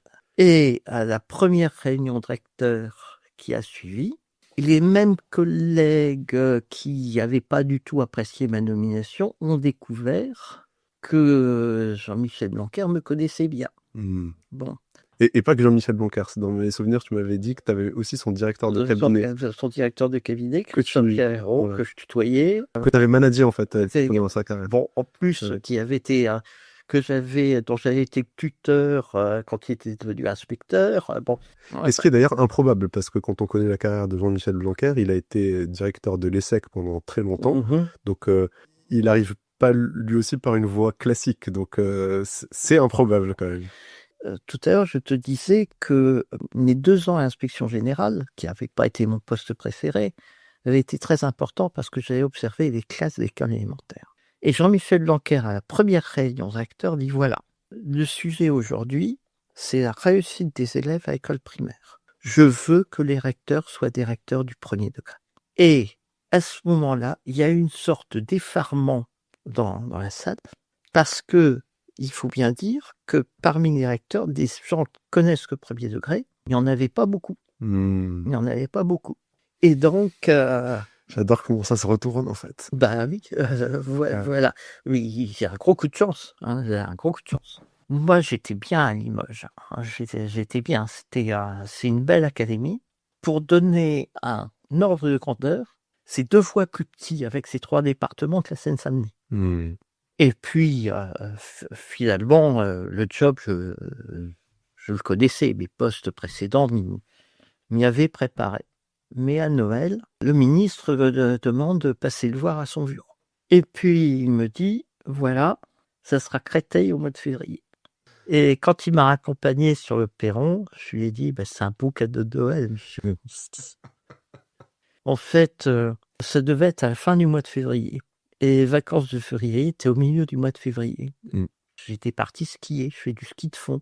Le mardi où j'étais au ski, la rectrice de Créteil, donc celle qui m'avait nommé à Laval 15 ans avant, m'appelle et me dit: écoute, c'est demain matin que la nomination au Conseil des ministres. Elle partait à Montpellier. Et donc, le mercredi, j'ai été nommé en Conseil des ministres. L'après-midi, elle m'appelle et me dit: écoute, vendredi, le ministre vient dans l'académie de Créteil, donc la passation, c'est demain après-midi. Et donc, je suis descendu de mes skis, j'ai pris le train et je suis rentré. Ah, c'est drôle. Et je suis arrivé en métro au rectorat de Créteil pour le jeudi à 16h. Et voilà, j'ai commencé et je ne savais pas que j'en prenais pour 5 ans et demi. Qui est en fait une période assez longue, en fait.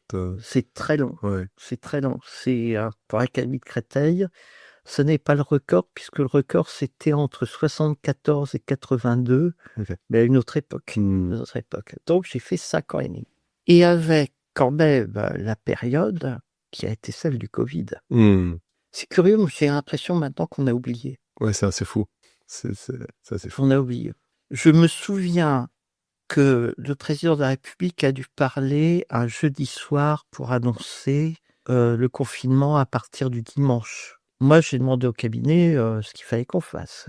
Le cabinet a dit, voilà, les recteurs, les secrétaires généraux et les directeurs de cabinet, eux, ils vont à leur poste. Et ils se rédigent une autorisation de déplacement. Parce qu'à l'époque, j'avais pas de papier, etc. Et je me suis rédigé une autorisation m'autorisant moi-même à me déplacer. On a tous fini par faire ça, c'était très absurde.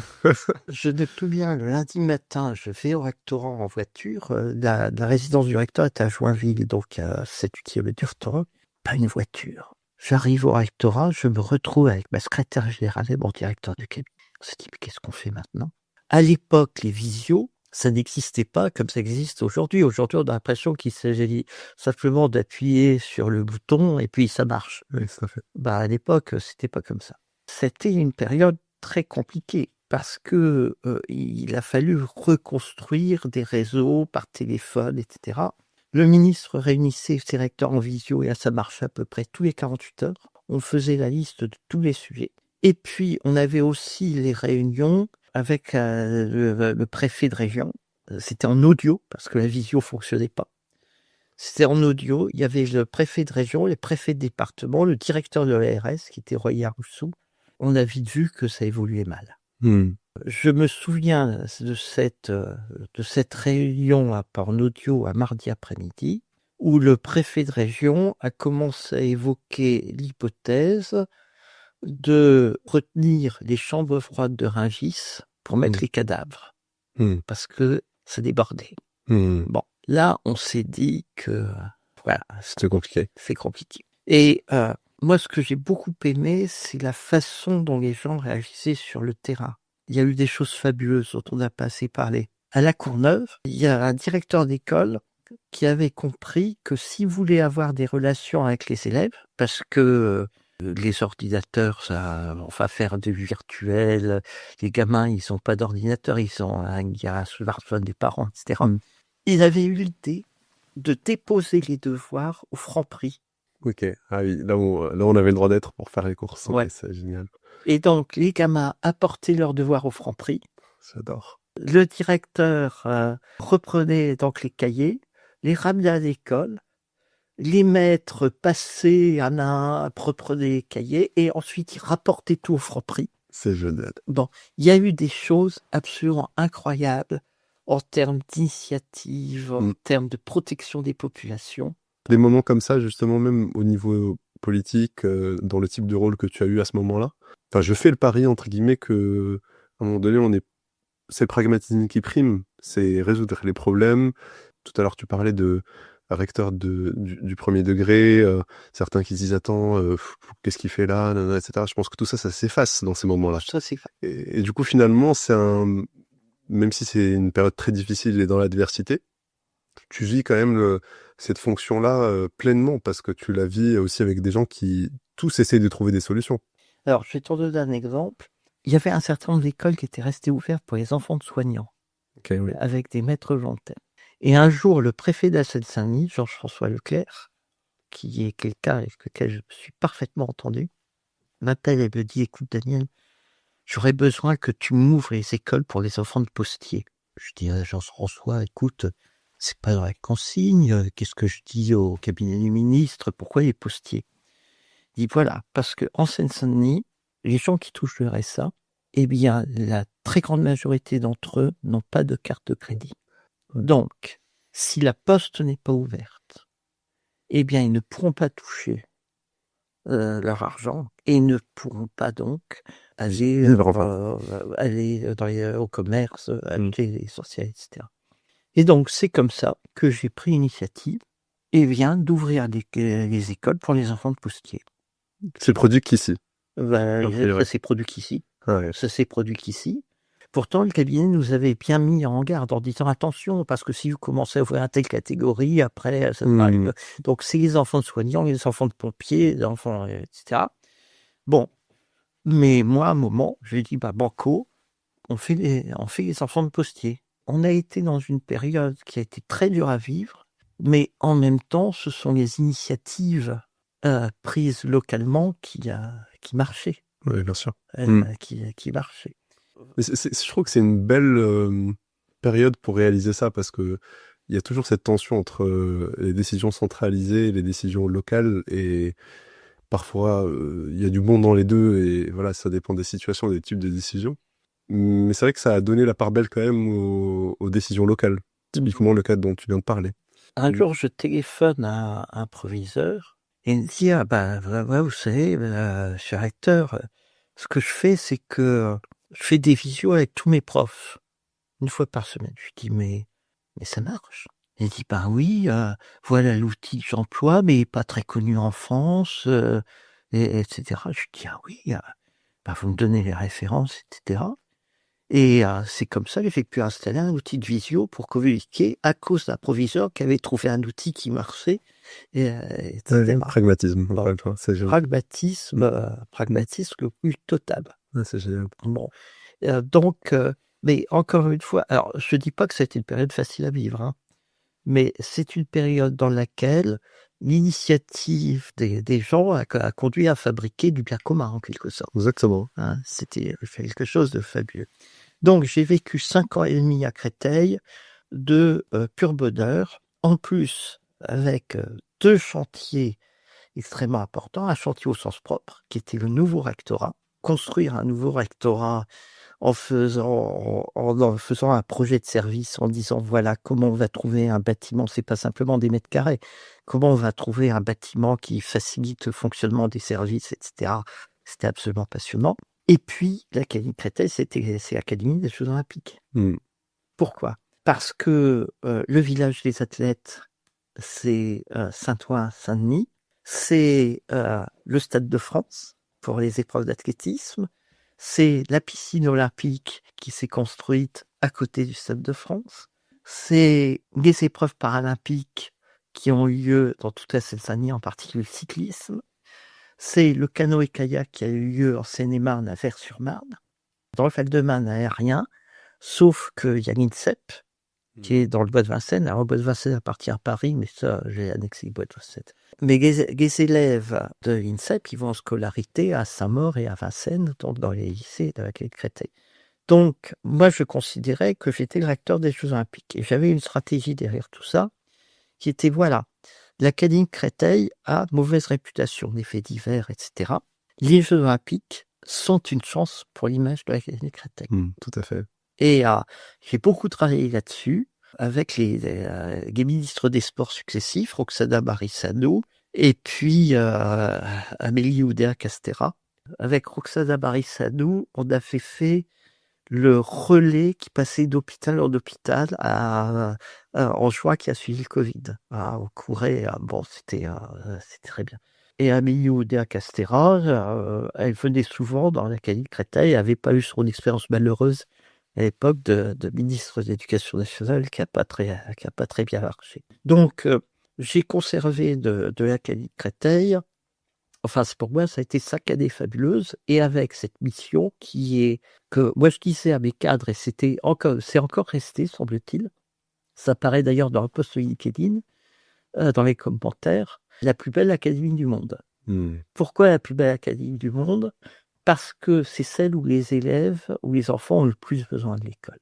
Et ça me renvoie à la carte que je vous citais tout à l'heure, hein. Quand on voit cette coïncidence entre la grande pauvreté et l'absence de scolarisation et de diplôme pour les 15-24 ans, eh bien, on se dit que vraiment, l'école, c'est un instrument d'égalité des chances pour les enfants de l'Académie de Créteil. Avec le fait que c'est pas seulement la Seine-Saint-Denis qui est concernée, c'est aussi une bonne partie de l'ouest du Val-de-Marne, et c'est tout le pourtour de la Seine-et-Marne, qui est un grand lieu de paupérisation, le pourtour de la Seine-et-Marne, sur la partie est et sur la partie sud. Donc, ce que j'expliquais aux professeurs stagiaires, c'est que ils avaient dû pleurer en apprenant leur affectation à l'Académie de Créteil dès qu'ils arrivaient dans la plus belle académie du monde, parce que c'était là où on avait le plus besoin d'eux. Et on revient à la question du sens. Voilà. Ouais, qui était très nette. Bon. Enfin, Et donc, j'avais découvert ça à Limoges. À Limoges, je fais la réunion des professeurs renouvellement au concours. Alors, ils font leur formation dans l'académie d'origine, et puis, au bout d'un an, ils sont envoyés au mouvement national. Dans le je leur dis félicitations, vous avez le concours, c'est pas facile, voilà. Alors maintenant, on vous prépare dans l'académie de Limoges, mais un fonctionnaire, c'est fait pour aller où le service public a besoin de vous, hein.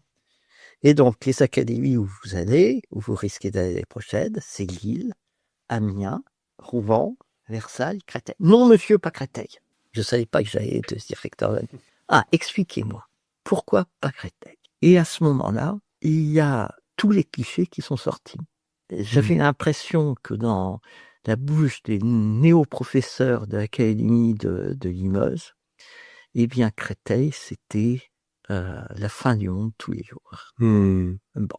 Alors, à côté de ça, il y a un vrai sujet, et j'ai essayé de me battre et j'y suis pas complètement arrivé, c'est que une fois qu'on a dépassé les clichés et que les gens comprennent que l'académie Créteil, c'est autre chose que ce qu'ils pensent, quand on est affecté prof en Seine-Saint-Denis, la question elle se pose la manière suivante. Quand vous êtes prof à Limoges, pour 600 €, vous avez 40 mètres carrés au bord de la Vienne avec un jardin. Pour 600 €, qu'est-ce que vous avez comme logement quand vous êtes en région parisienne? Et donc, il y a un véritable sujet qui est la capacité de l'État à accueillir décemment ces néo-fonctionnaires. Et les policiers ont le même problème, hein. La magistrature a les mêmes problèmes. Mais pour l'instant, je dois dire que c'est un sujet, j'ai essayé de me battre là-dessus, mais c'est un sujet interministériel extrêmement complexe et sur lequel on n'a pas progressé de manière totalement efficace. Et donc là arrive quand même l'épisode de la fin de cette période à l'Académie de Créteil, qui, encore une fois, a duré assez longtemps, mais qui se termine pas du tout comme tu l'aurais imaginé. Est-ce que tu peux nous parler de cet épisode-là? Parce que oui, alors, je pense qu'il est clé aussi. Les promesses n'engageant que ceux qui les croient, moi j'y avais cru. J'avais rencontré le directeur de cabinet de l'époque, du ministre qui a suivi Jean-Michel Blanquer. J'avais cru comprendre qu'il voulait me nommer recteur de région académique. Mais moi j'avais dit, écoute, j'ai le nouveau rectorat, j'ai les Jeux Olympiques, je vais avoir 66 ans, ben, ce que je souhaite, c'est terminer dans l'académie de Créteil. Bon. Et donc, moi, j'avais cru que... Voilà. Mais dans la fonction de recteur, il y a quelque chose qu'on oublie parfois, c'est que recteur, c'est un CDD qui va du mercredi au mercredi. J'aime beaucoup cette formule. Bon. Et donc, il s'est passé, voilà, ce que beaucoup de gens ont pu avoir, mais c'est brutal.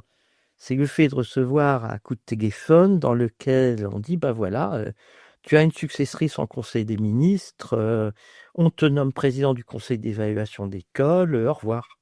J'avais quand même bâti en 5 ans et demi quelque chose, et en gros, en 5 minutes, on apprend que le lendemain, on n'est plus là.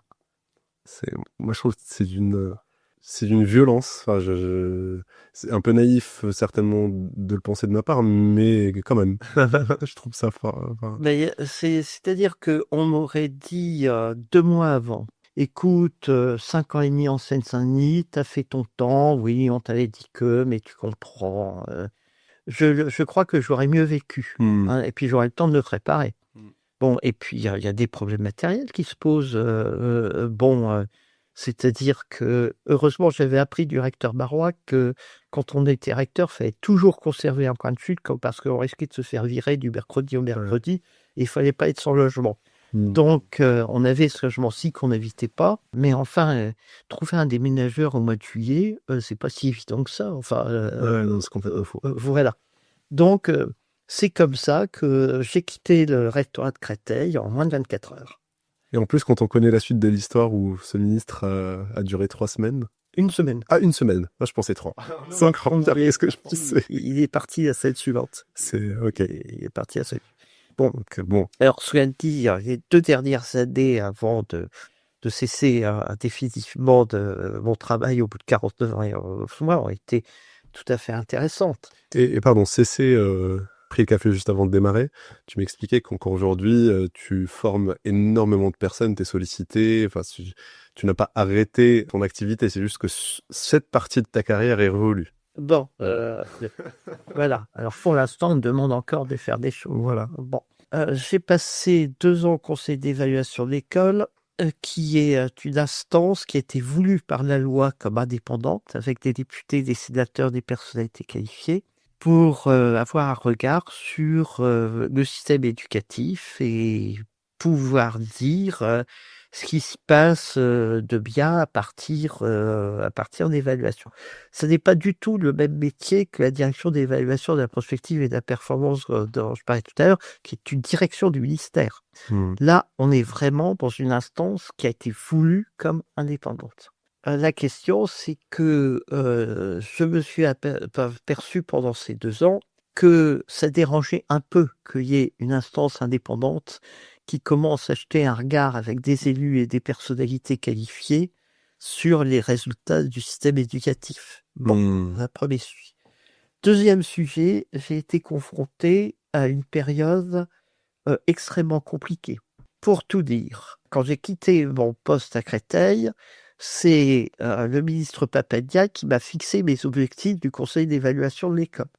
Bon, 1 semaine après, il n'était plus là. Ensuite, Gabriel Attal, ministre de l'Éducation nationale, m'a assuré de son soutien indéfectible dans la durée. Voilà. Et ça, en janvier, il n'était plus là. Ensuite, j'ai échangé au téléphone avec Amélie Oudéa-Castéra qui m'a dit que c'est ce que je faisais était très important et puis on se connaissait pour les Jeux Olympiques, etc. Elle m'a dit qu'on allait travailler ensemble. Au bout de 2 mois, elle était partie. Ensuite, Nicole Belloubet, elle avait été rectrice à Limoges. Ça crée des liens. Elle a dit, c'est très intéressant ce que vous faites, on aura l'occasion de travailler ensemble, etc. On commence un peu à travailler dissolution. En fait, c'est vraiment une mauvaise blague. C'est malin. Arrive un couple de ministres, Anne Genté et puis Monsieur Portier, je ne sais plus son prénom. Ah, il trouve que ce que je fais est très intéressant et qu'on va pouvoir travailler ensemble. Et Monsieur Portier, qui avait l'enseignement professionnel, il dit on va évaluer la réforme de l'enseignement professionnel, etc. 3 mois après, Il n'y a plus personne. 3 mois après, il y a plus personne. Arrive Elisabeth Borne. Le jour où on fait cet enregistrement, on ne sait pas ce que sera l'avenir. Tout à fait. Elisabeth Borne, la première fois que je l'ai vue, m'a dit écoutez, moi je comprends rien au fonctionnement de ce ministère. Il y a des tas de gens qui évaluent le système éducatif et à l'arrivée, les résultats sont totalement contradictoires. Comment voulez-vous que je construise une politique avec ça? J'ai trouvé que c'était une approche extrêmement intéressante, mais voilà. Et puis, à côté de ça, eh bien, alors nous avons été confrontés aussi, j'étais confronté au fait que certains voulaient nous supprimer. C'est-à-dire qu'il y a une première offensive dans le cadre du budget de l'année dernière, où une députée avait trouvé qu'on était budgétivore et donc voulait nous supprimer parce qu'on était un comité Théodule. c'était sa formule. Hmm. Et au moment de la loi sur la simplification de la vie économique, qui n'est toujours pas votée, on voulait nous supprimer parce que là encore, on était redondant avec je sais plus quoi, etc. Et donc, j'ai découvert un nouveau métier que je ne connaissais pas, qui était le métier de lobbyiste. Ok. C'est-à-dire, dans toutes les fonctions que j'avais eues jusque-là, eh bien, j'étais légitime parce que j'avais la fonction. Hmm. Là, j'ai dû commencer à aller voir des sénateurs, des députés, et puis à essayer de vendre mon truc, à essayer d'expliquer que ce qu'on faisait, c'était intéressant. Ah, c'est hyper intéressant. Bon, à utiliser les médias pour montrer la légitimité de ce que je faisais, à recourir à Twitter, à LinkedIn de manière extrêmement importante pour montrer qu'on existait. Bref, j'ai découvert à l'âge de 66 ans un nouveau métier qui n'est pas inintéressant, mais qui m'a apporté des compétences que je n'avais pas. Ouais, c'est hyper intéressant. Mais c'est vrai que cette différence entre une organisation où la légitimité est là de facto et celle qu'il faut en fait nourrir et protéger, c'est vrai que c'est tellement différent dans la manière d'exécuter finalement sa feuille de route, quoi. Totalement. Ah oui. Et au début, je suis parti sur un contresens, c'est-à-dire que j'ai pensé au début que j'étais légitime, enfin que cette l'évaluation de l'école était légitime, Tout à fait. parce qu'elle avait été créée par la loi. Et je me suis aperçu qu'il ne l'était pas. Qu'il n'était pas indéboulonnable. Bon, et qu'il fallait donc le protéger et donc faire du lobbying pour essayer de le protéger. C'est passionnant.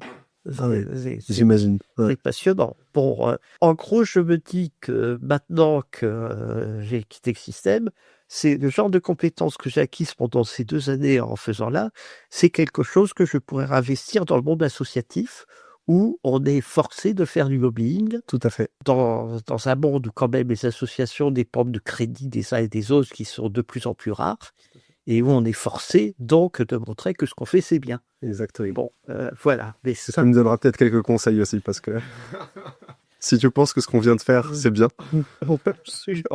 pour que ça soit plus entendu. Alors, il y a un sujet auquel, en tant qu'agrégé de lettres classiques, je voulais répondre même si la question n'est pas posée. Est-ce que Tu as carte blanche. ma carrière est une épopée? Mais je te laisse répondre à la question. Moi j'ai ma réponse. Je suis pas sûr que ça soit une épopée au sens antique du terme.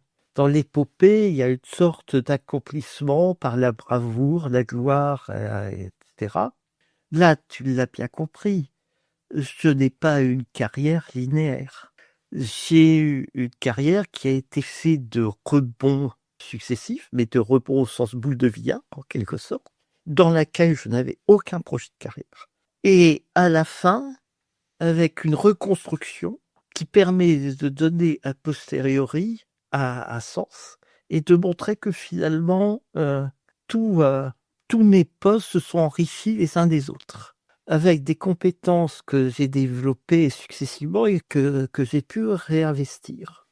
Est-ce qu'on est dans l'épopée? Je n'en suis pas sûr. Est-ce qu'on n'est pas plutôt dans le roman d'initiation? Est-ce qu'on n'est pas un peu dans le roman picaresque? Est-ce qu'on n'est pas plus proche de Barry Lyndon que d'Odyssée? Voilà, c'est des questions que je me pose. C'est d'excellentes questions. Alors, je peux peut-être un petit droit de réponse. La manière dont j'ai pensé ce terme, en gros, ma réflexion, c'était de dire que finalement, chaque personne, au travers d'une carrière et au travers du temps long, vit des choses qui sont parfois intentionnelles, parfois pas intentionnelles, parfois accidentelles, etc. Mais il y a des hauts et des bas, il y a des réussites, il y a des échecs, il y a des moments où on sait exactement ce qu'on a envie de faire ou pas. Il y a des moments où on se dit le coup d'après, je le maîtrise ou pas. Il y a des acteurs qui viennent justement influer sur l'histoire. Certains sont déterminants, certains sont secondaires. Il y a parfois des coups du sort. Il y a un côté épique dans toute histoire de vie professionnelle. Et d'ailleurs, l'histoire de vie professionnelle n'est pas indissociable de l'histoire de vie personnelle. Ma conviction, très profonde, c'est que tout le monde doit être en capacité de valoriser ce qu'il est en train de faire et de le vivre pleinement, parce qu'on a tous aussi ce devoir finalement par rapport à l'action qu'on mène, aux impacts que notre travail a. Et moi, je crois même que on est tous en train de vivre une grande épopée. Il n'y en a pas une qui est plus grande que l'autre. La tienne est une grande épopée. Je suis en train d'en vivre une et tout le monde vit la sienne. Et c'est pour ça que D'ailleurs, quand j'interviewe sur les grandes épopées, je cherche pas à interviewer que des personnes qui avaient exactement le plan dès le départ, qui ont atteint des choses hors du commun pour le commun des mortels, on va dire, pour ce qui se définit comme étant hors du commun. Je crois beaucoup à ce terme de singularité. Voilà, chacun, en fait, vit quelque chose de très différent. Il n'y aura pas des histoires qui vont se ressembler. Et moi, j'ai envie de valoriser ça. Et c'est pour ça que j'ai volontairement, à dessein, utilisé ce terme qui peut parfois paraître présomptueux, de grande épopée. Voilà. Merci pour ce très bon moment. Moi, ça m'a permis de réfléchir sur tout ce que j'ai fait durant ma carrière. Et donc, merci à toi pour quelque chose que j'aurais jamais fait sinon. Bah écoute, c'est un plaisir. C'est parti d'une rencontre impromptue et je te retourne les remerciements. J'ai découvert un univers que je connaissais finalement peu, alors que c'est un univers auquel on est tous confrontés de par l'école. Je suis sûr que c'est un sujet qui va attiser beaucoup de curiosité, qui va faire passer un certain nombre de messages sur finalement la carrière d'un homme. Donc merci Daniel pour ça. À bientôt. Bravo, vous venez d'écouter mon échange avec Daniel Overlo. Si cet épisode vous a plu, la meilleure façon de soutenir les grandes épopées est de le partager sur LinkedIn en mettant en avant ce qui vous a marqué. Pour ne manquer aucun épisode, abonnez-vous sur votre plateforme de podcast préférée et je vous donne rendez-vous dans 15 jours pour le prochain épisode.